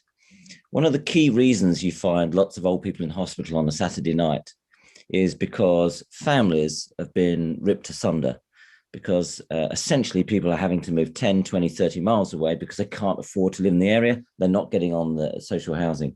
And that has to change. It really has to change. I mean, just personally, of my 31 siblings and cousins, there's only 3 of us left. And in one generation, they've all moved to Kent and Essex. The key thing, though, is that I'm not specifying what you've done, but there needs to be more housing coming through social housing. Too many times we've got 1 and 2 bedroom flats. And really, I'm asking you, if you do have to modify things, please think about more 3/4 bedrooms. And that may mean, 2 loos or 2 bathrooms rather than just 1, so that families do want to live there, can live there, and that their parent who may be 80, 85, 90 could be living on the same estate, because that simply does not happen anymore.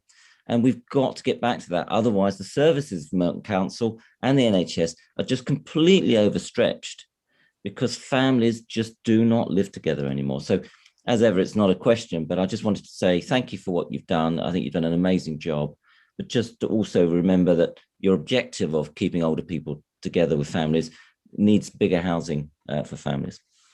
I think we could probably tease a question out of that, David.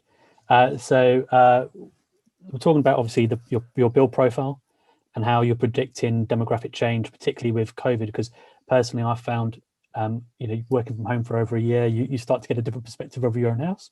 So if we can address that. Got Anthony's point about a case study, potentially if you can share that, about how you take Raise and Live feedback and put it into action. And then again, Ben's point on complaints, the visibility of complaints in terms of building work, and general feeling so far about not necessarily engagement, but brick, the actual brick pile of things and building construction. Of course. Okay, happy to run through those. Let me deal with the question around faults on new homes. So obviously the only completions we've had to date on this scheme has been at Ravensbury Phase 1.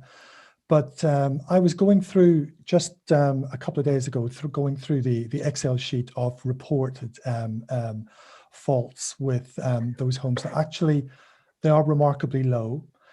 But that's one of the reasons why we're going back and doing the survey over the next couple of weeks, because just to tease those out, just in case there's, if people haven't been asked directly, just to make sure we have picked up anything that has not been quite right. Now, there is a bit of a pattern with the Ravensbury ones, which is around heating systems, the new heating systems, and just some question marks then around maybe the subcontractor that was used on that particular aspect of the project, which we've since picked up with the main contractor. Now, not huge things, but just when you look at them, there's a little pattern that are all largely around the heating system and pipework related to those.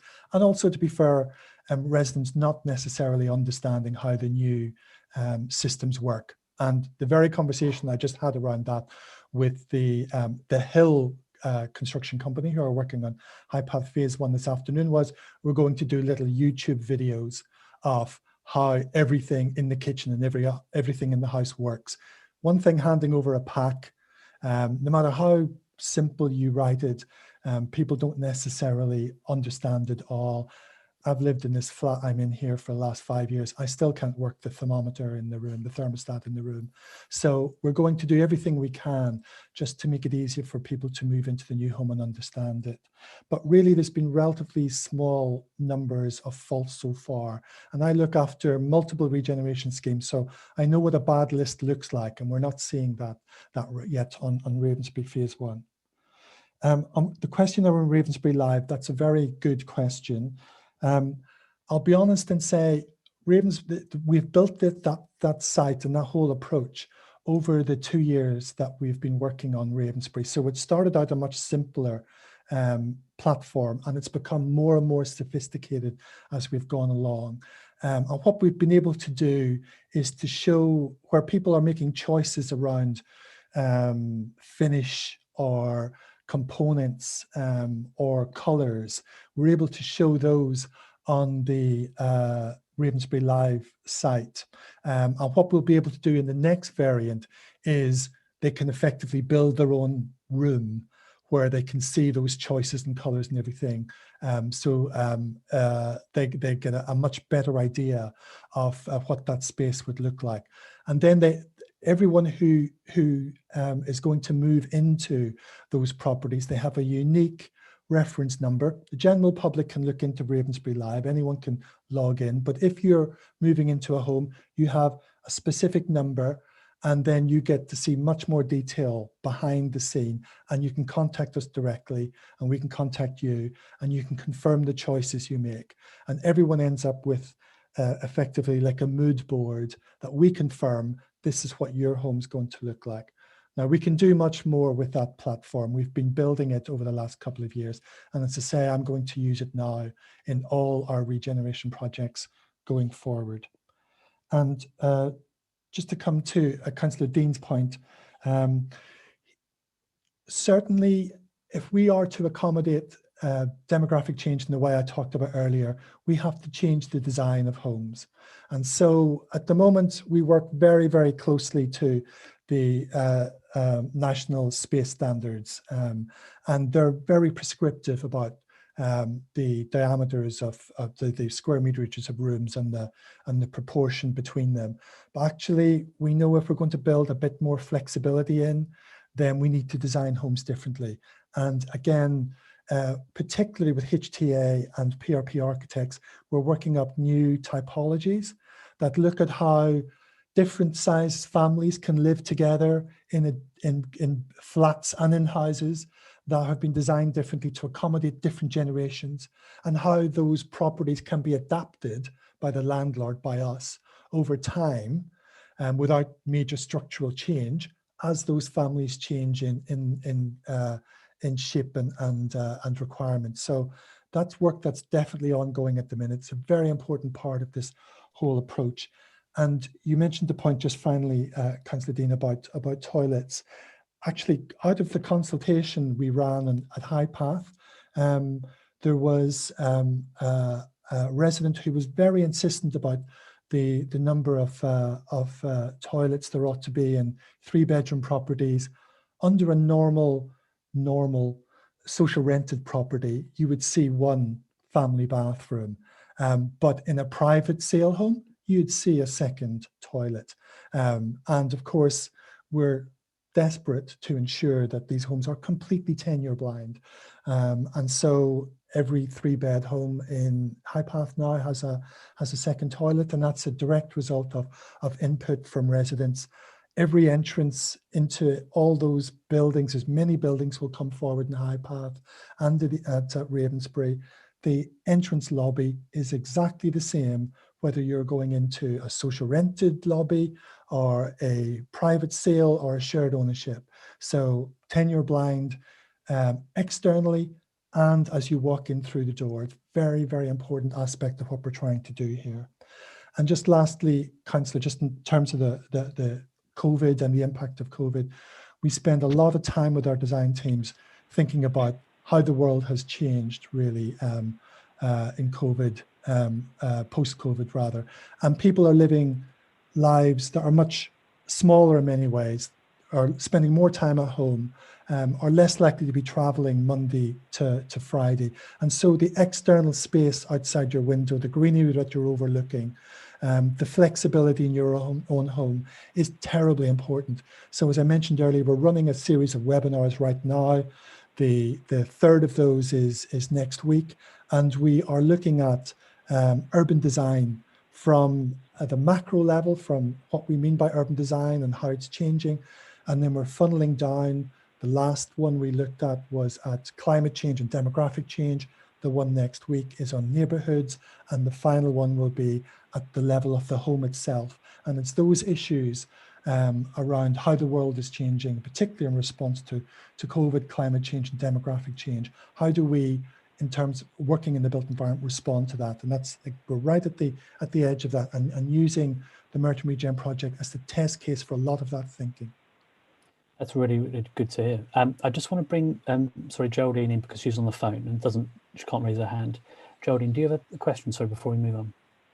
I do, yes, please. Go for it. Paul, it's Geraldine. As you know, I've been very impressed with the planning and particularly the forward planning of this scheme right from the start. How you have more or less, well, future-proofed really the plans in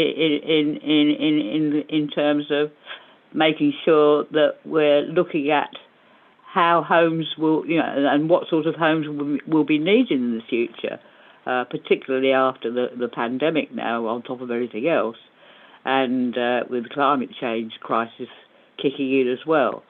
So, as I said, I've been very impressed with your plans for Eastfields, because you haven't talked about Eastfields yet. And it took a while to convince the residents on Eastfields initially, but we brought them round. I think a lot of them are far more impressed now and see the value of the way you've put the plans forward for the future. So my question is obviously, what is happening in Eastfields, Paul? A very fair question, Councillor, and I'd be very surprised if you hadn't asked it of me this evening. As I sort of touched on earlier, this is an unusual year. There are a number of factors really that are impacting on the regeneration programme, as it is on the whole built environment sector as a whole. There's no question COVID has put the jitters into many aspects of this sort of built environment world. Brexit is definitely having a factor. We're starting to see Brexit-based inflation working its way into some of the tender returns we're seeing. A fairly significant uplift. There'll be a number of factors for that. Certainly, nervousness around the general health of the economy and the impact of COVID. It's no question part of that. But certainly, we're quite, the built environment's quite vulnerable to some of the changes that Brexit might mean. And there's been some very unhelpful changes to the funding of affordable housing grant that we've seen introduced in the last year as well. It doesn't come into effect for a couple of years, but of course, we're working on a program here that will be delivered over the next 10 or 12 years. So has a huge impact on the forward plan. So that has meant that we've just had to pause a little before we can press on. We remain absolutely committed to the regeneration of all three estates. You and I, Councillor, have talked about how poor the condition of Eastfields is many times. We have 125,000 homes in Clarion. I could argue strongly that Eastfields is probably our poorest estate in the entire stock. And there's in many ways, the reason we're actually focusing on Merton is to try and sort out Eastfields. So it has been paused. I know it is incredibly frustrating for the residents there. It's very frustrating for us as well. But I'm hopeful that collectively ourselves and yourselves in the local authority can get our heads together and get Eastfields back and up and running just as quickly as we can. And I know, as you will know, Councillor, we're both working very closely together to try and get it going. Unfortunately, within all the programs I'm managing, and I'm managing probably about 8 live projects currently and about 5 or 6 in development. The one that is most vulnerable to market shift is Eastfields, because it is hugely negative in our financial plan. And so when you have impacts like COVID and Brexit and affordable housing grant changes, it is impacted very worse on Eastfields than any other project I'm working on. So we've just had to pause a little, but we remain absolutely 100% committed to the regeneration of Eastfields. Thank you, Paul. Appreciate your time this evening to run through it all and bring us up to speed with latest progress, and it's good to hear what you've taken so far. Nick, could we follow up another time with that? Or Okay, so we'll follow up another time. But thank you very much, Paul, and we'll move on to our next item, Morton Regeneration. Thank you. So I think we've got, is it Paul and James? Which one of you will be presenting, please? I'll be sharing my screen, providing a Morton update.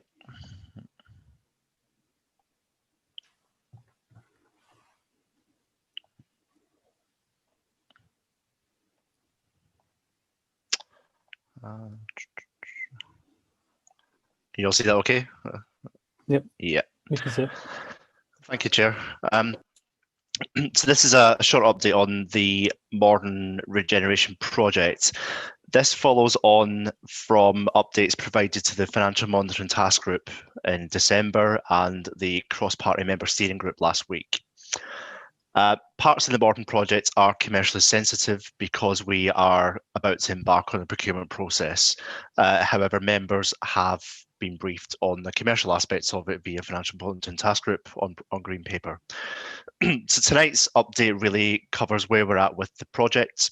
I'll touch on funding and the local plan, but principally it's an opportunity for members to ask questions. So in terms of the project update, as we just heard from Paul Quinn, the market is in a very weird place at the moment, thanks to Brexit and COVID. I mean, Paul Quinn's experience there is of a live project. Morton's not live yet, so we don't have the crystal ball either about how the market is going to react and change. But it's certainly been at the forefront of our thinking before launching to the market for Morton. So really being in the midst of a pandemic and Brexit, we're just mindful that these will have an impact on procurement. We will probably find development partners pricing in that risk. So we're just monitoring the performance of the project before we launch the project. I think probably the last scrutiny meeting that there was an update on funding, so I'll just recap where we're at with that. I mean, Morton as a project is generally well supported. I think a lot of people have bought into the vision for Morton. The difficult bit is how do we start? Because actually it's not a regeneration project. First, it is a land assembly project. And once the council/developer has control of the land, we can move on with regeneration. So again, you've heard from Clarion about how long it takes to get to that point. We're not far off that here as well. So just to recap where we're at with funding, we spent a lot of last year working with the Mayor of London, putting together a funding package through the Mayor's Land Fund, and that was to fund the land assembly while we twin-tracked the procurement and development partner. We were also working in partnership with TfL, and during COVID, the project slowed down because a number of key staff at TfL were on furlough. And then by the time that came back in autumn, the Mayor of London really had a look at what they were funding, and there was other schemes in London that would have delivered housing quicker than Morton could. So Morton just kind of fell out of the timescale as far as the GLA are concerned. So the Mayor of London's office really are still committed to Morton. They like the vision, they like the housing numbers, but they're not in a position to fund it at the moment. So that was our position around about November last year. We have since engaged Homes England, so that is the government's kind of regeneration, the housing delivery arm, and they are talking to a number of councils around London and nationally, where they're trying to put together a pipeline of housing delivery, because right across the country there's a housing crisis. They're trying to get a hold as to where the housing capacity is, what the blockage is, and how can they unblock delivery or speed up delivery. So we've had, jointly with TfL, a number of meetings with Homes England and briefed them on the project, and it's certainly something they seem to be interested in. So we will be looking to apply to Homes England for funding to kickstart Morton.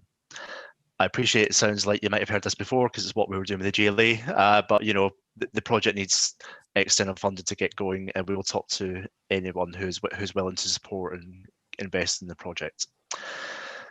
So in terms of timeline on that though, I can't really give a firm timeline at the moment with regards to that, because it's pretty much dependent on the budget next week. So we anticipate there will be a fund announced by the government, which Homes England would then administer. But we're waiting to hear whether that is a single year settlement or whether Homes England have a multiple year settlement. That will shape what our bid looks like. So And again, we don't know when that fund might open. So really we're waiting for the budget to happen and then we will fix the project plan. Very indicatively, probably perhaps 6 months, maybe 9 months of an application process for that funding. Helpfully, a lot of the due diligence we did for the GLA is relevant here. So the master plan, the viability reports, the transport assessments, the energy statements, the zero carbon costings, all of that has been done and will be reused for this new funding bids. So we hopefully get that in place. The other aspect really is we still need a development partner. We are still committed with TfL to finding a development partner. However, it is not the right time right now to launch a major regeneration project. So what we've committed to undertake is we would do around the soft market testing again. We did do that last year. There's a number of developers still interested in Morden, still interested in a project like this. However, we need to check that the market and developers still have that confidence before we launch a procurement. So hopefully in summer now, we revisit the soft market testing. Probably end of summer, autumn is the best guess estimates of when we can launch to the market. So we still are very much committed to Morden. It is complex, but fundamentally we've got to get some external investment in to get it moving. Secondary to the regeneration, we have Morton's also been updated through the new local plan consultation. So that's the strategic policies for Morden, the housing target, the site allocations, the net zero carbon ambitions, and the transport. So all of that has been embedded in the new local plan. It's pretty much what it was the last time. We didn't get a lot of kickback on the policy for Morton. It was well supported. So the stage 2 consultation closed 1st of February. The Future Merton team are now collating all that information. That'll be fed back to Borough Plan Committee and Cabinet in due course. So we anticipate the local plan being submitted to Secretary of State in summer. Depending on the capacity of the planning inspectorate, we expect a public inquiry in autumn with adoption in winter. So what the local plan does is it sets the strategic direction for development for Morden. It gives us site allocations and it helps show how we will deliver our increased housing targets. So that gives developer partners certainty that the council is behind the vision for Morden and that the planning policy is in place. So the local plan is on the right timeline and Morden tracks that. I'll pause there and I'm happy to take any questions, Chair. Thank you very much. I think we will have a few questions. So we'll do 2 rounds. So David, who else? Pauline, did you put your hand up before? And okay, so do David, Dan, and Anthony. One of the key things about Morden over the decades has been the amount of space on what we English call the first floor for public use. And I think if you've got flats on the first floor, then all of that's going to go away. So your judo, snooker, boozers, halls for weddings and get-togethers. There's so much that goes on in Morden very quietly. And I think it's very easy to forget it. So I think it's really important that first English floor maintains that community feel, and I think you'll certainly keep a lot more people there. Certainly, when I was young, which is I know I'm showing my age now and starting to talk like my dad, but Morden was the place, the Royal Arsenal Cooperative Society. You bought your shoes there, you did everything, and it was packed solid. And over the years, it was because, as TfL said, it became too easy to get off a tube and on a bus and then leave. And I like the new plan where you have to walk towards the bus and you can drop off, but we've got to have stores which are small enough, independent enough. There needs to be enough space for people to want to dwell, sit down, drink coffee, not just keep walking. So it's community on the first floor, lots of dwelling places, and that means sitting down and purchase.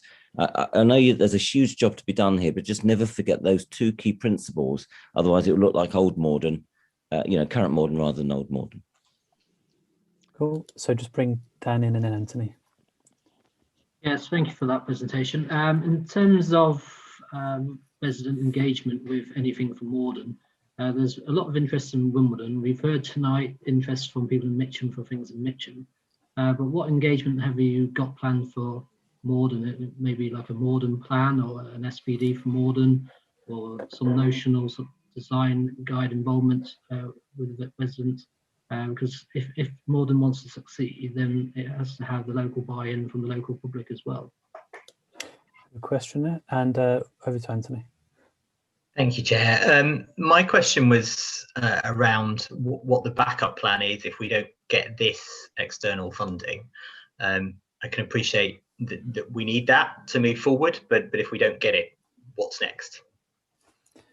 So 3 good questions there. The first floor, Morden as a place to go rather than a place to go through, SPD or some other form of more formal level document, and what's plan B? Happy to take them in the order. Councillor Dean's right.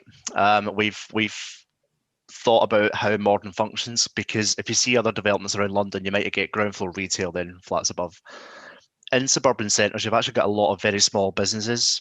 Well, post-COVID certainly, but that'll change.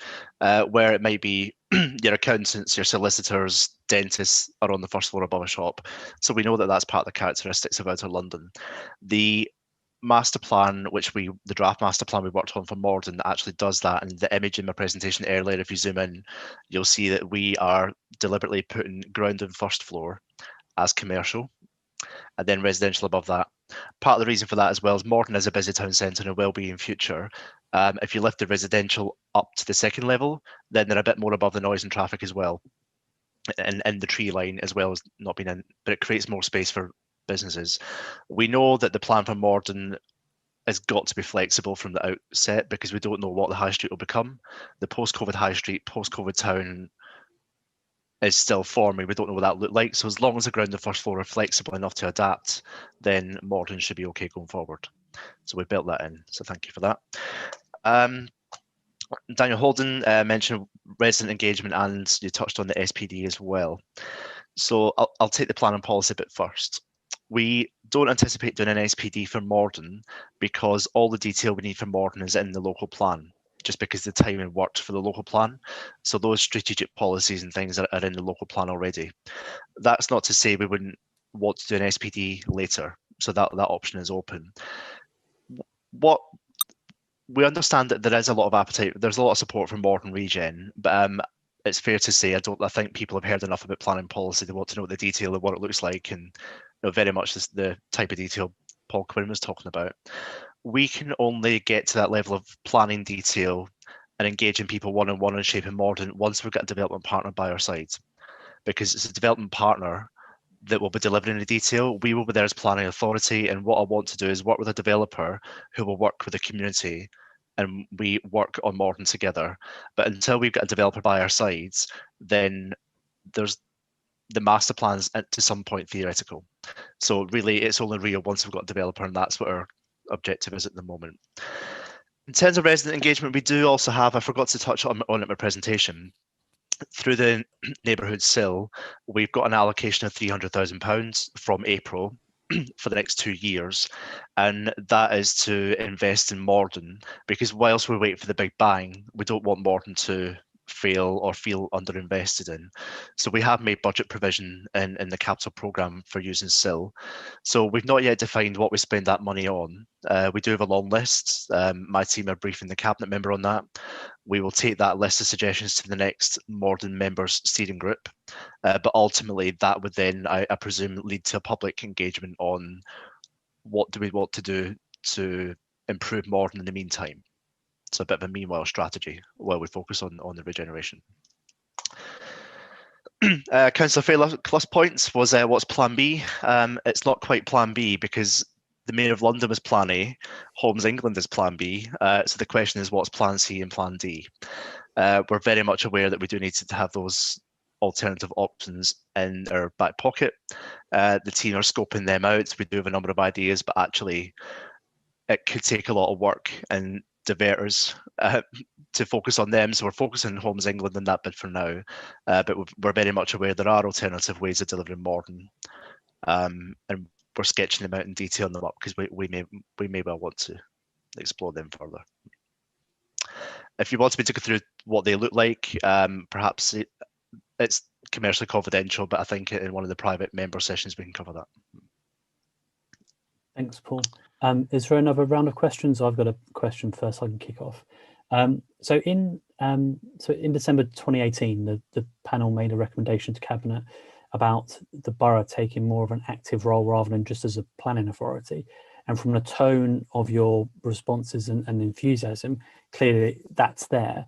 But I just, if you wouldn't mind reflecting more about, you know, how much more skin in the game are we thinking of having, understandably without touching on commercial competences. Does anyone else have any questions? Nick, and then we'll go to Paul. Mine's not a question, actually. It's a brief thing. It goes back to what Anthony was asking about the Plan C or whatever. Realistically, what we want to do as a council, as elected members, is try to avoid us getting into that situation, which does mean, because we are talking about huge sums of money, that we don't go at it from different angles, that we work cross-party, we work together to try and get the best possible result for Morton. It still might not happen. But the idea is that we work together to make it happen. I was particularly interested to hear that the leader of the opposition, Nick McLean, has been talking to ministers about doing just that. However which way we do this, the important thing is to make sure we get it done. Speaking as a Morton councillor, thank you very much. Thank you there, Nick. So potentially, actually, it's a tangible point on central government engagement as well. So central government engagement, and again, our own place in the scheme, and where do we see ourselves shaping it, or are we leading it, or are we, you know, are we actual? Do we have a physical stake in it? So where are we positioned, do you think? Yeah, so in terms of being proactive, we very much are. We're not sitting about waiting for a planning application to land on our desk. So we're definitely way more than planning authority. What we do in Sustainable Communities Division, but with Future Merton, the council's role here is principally as an enabler. We don't have the money to build it all. We do have some powers, we do own lands. So it's about how we use those levers to maximise the opportunity.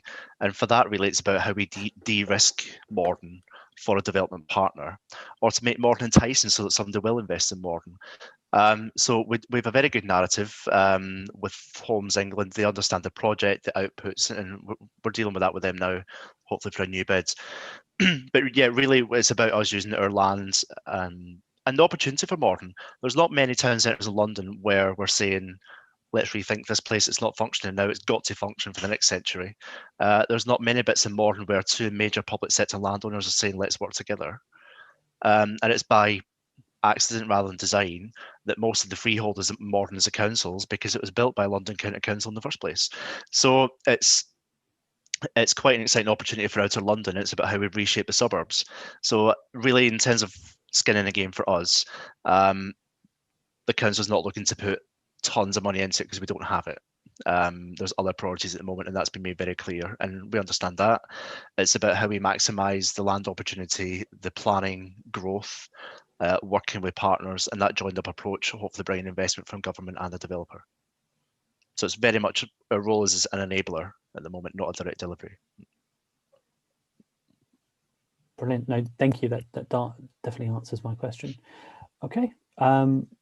Thank you very much, everyone, on that point. We'll now move on to our next. Oh, actually, sorry, apologies. I want to bring Geraldine in just in case, of course, because she's on the phone. Geraldine, do you have any questions on this item?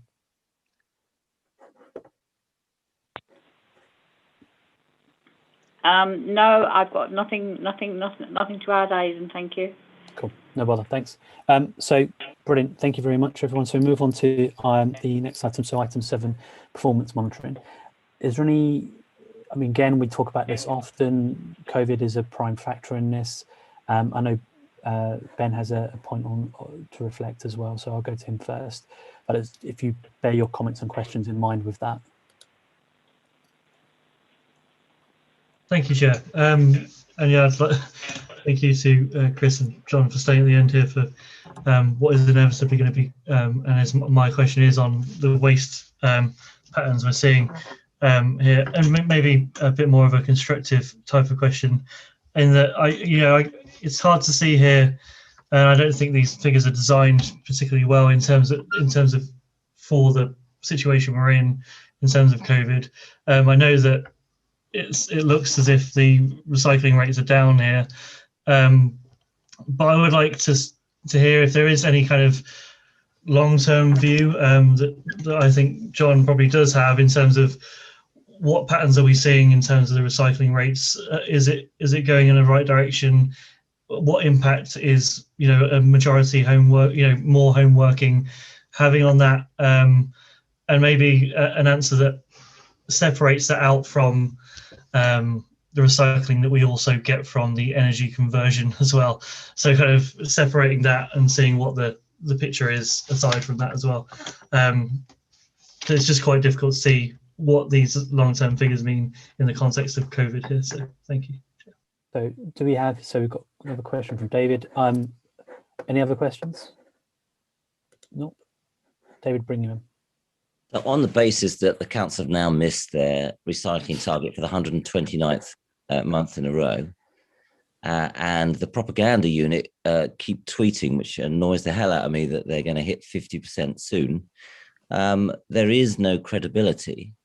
Would you mind having a better target, which saves you having to listen to me each meeting to say that you've not got any chance of hitting the targets that you've laid down?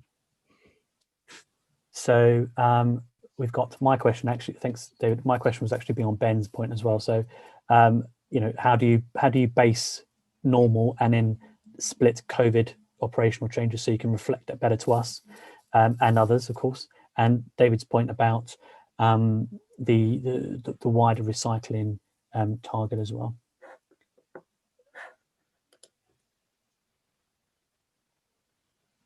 Thank you very much, Chair, and thank you for the questions. I'll address the waste growth and the increase in recycling first. From the facts of evidence from April to December, and if I could break it down into three constituent parts, we have seen in totality our recycling rate in terms of recycling tonnage increased by 1,400 tons over this last year. So from April to December, that is comprised with our with two factors, with a 10% growth in our overall dry recycling tonnage, and a 10% growth in also the food waste that is recycled from them. What the paid for service, being the green waste service, has seen a reduction of 9%.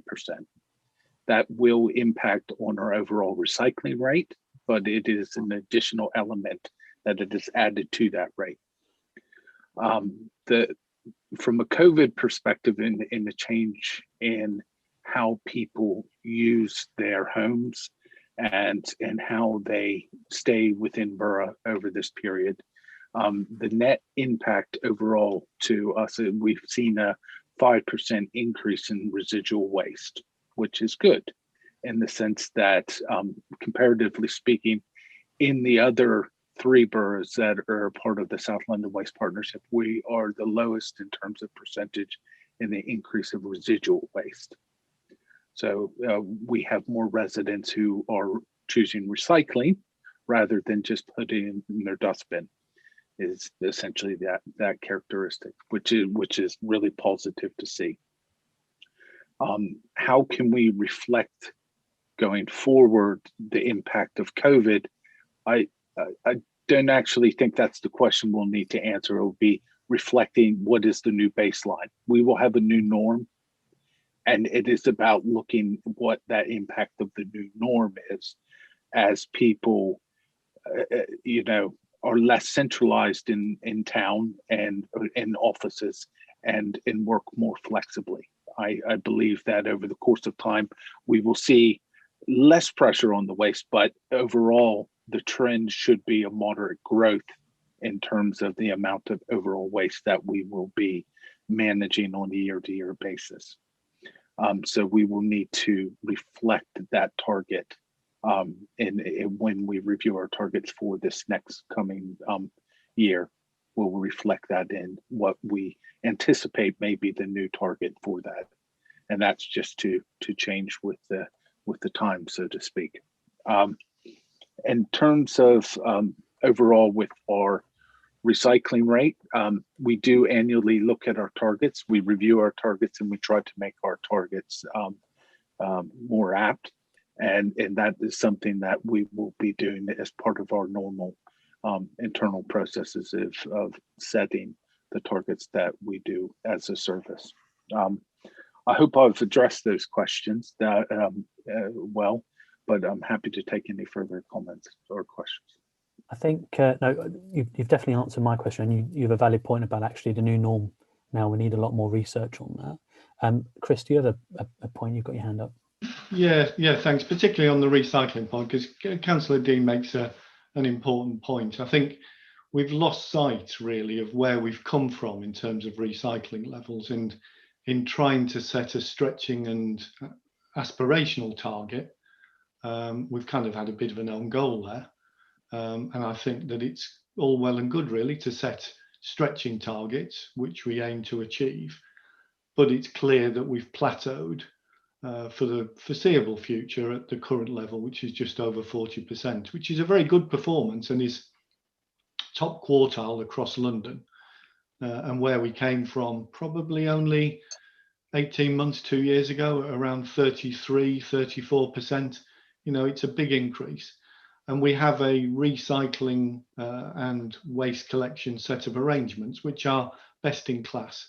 But we also know that around 60 to 70% of the average waste produced by a household is recyclable. So there is still room for improvement, even though we have the best arrangement and separation of waste in order to assist people in doing the right thing. So there needs to be more done right across London in terms of better understanding of the opportunities to recycle and to get that behaviour change set in.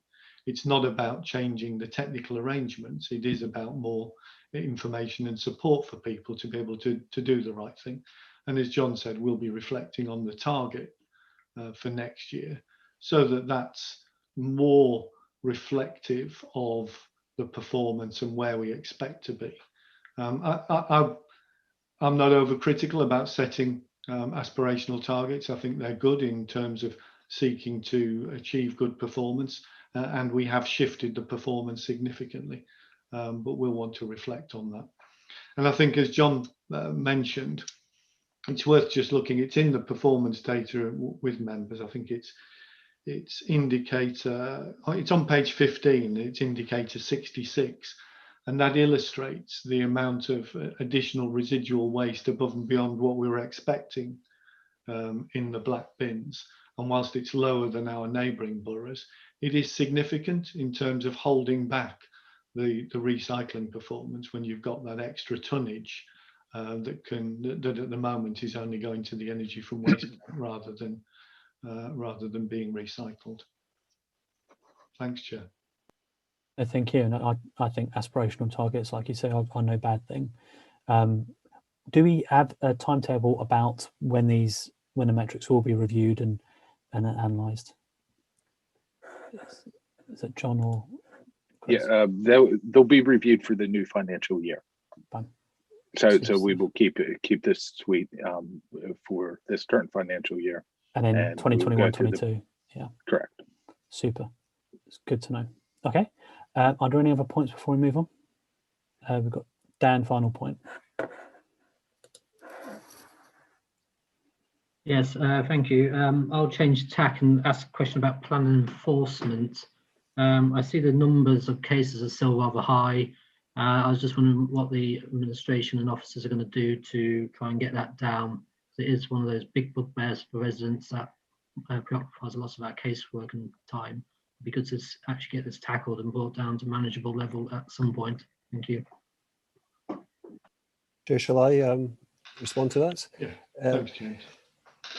Councillor Oldham's right to identify it's an area where we're aware that we're not reaching the targets we would like to. I think what we're doing about it is we've got an action plan that really is underpinned by additional resource going into the team, we've got a full-time equivalent of 3, and we're currently over that in terms of the use of some additional agency staff, and that's partly to address the backlog, but it's also to get to a more even baseline position so that we can work within our target. So recognise it's an area that we need improvement in. There's additional resource that's going into that, and a greater scrutiny of the planning enforcement service, because we are aware that it's one that it's one we don't want our residents to have to use, but we realise that when they do, it's something that they want a service that's responsive, because some of the issues are quite pressing on them. So we'll continue to address that through resource and through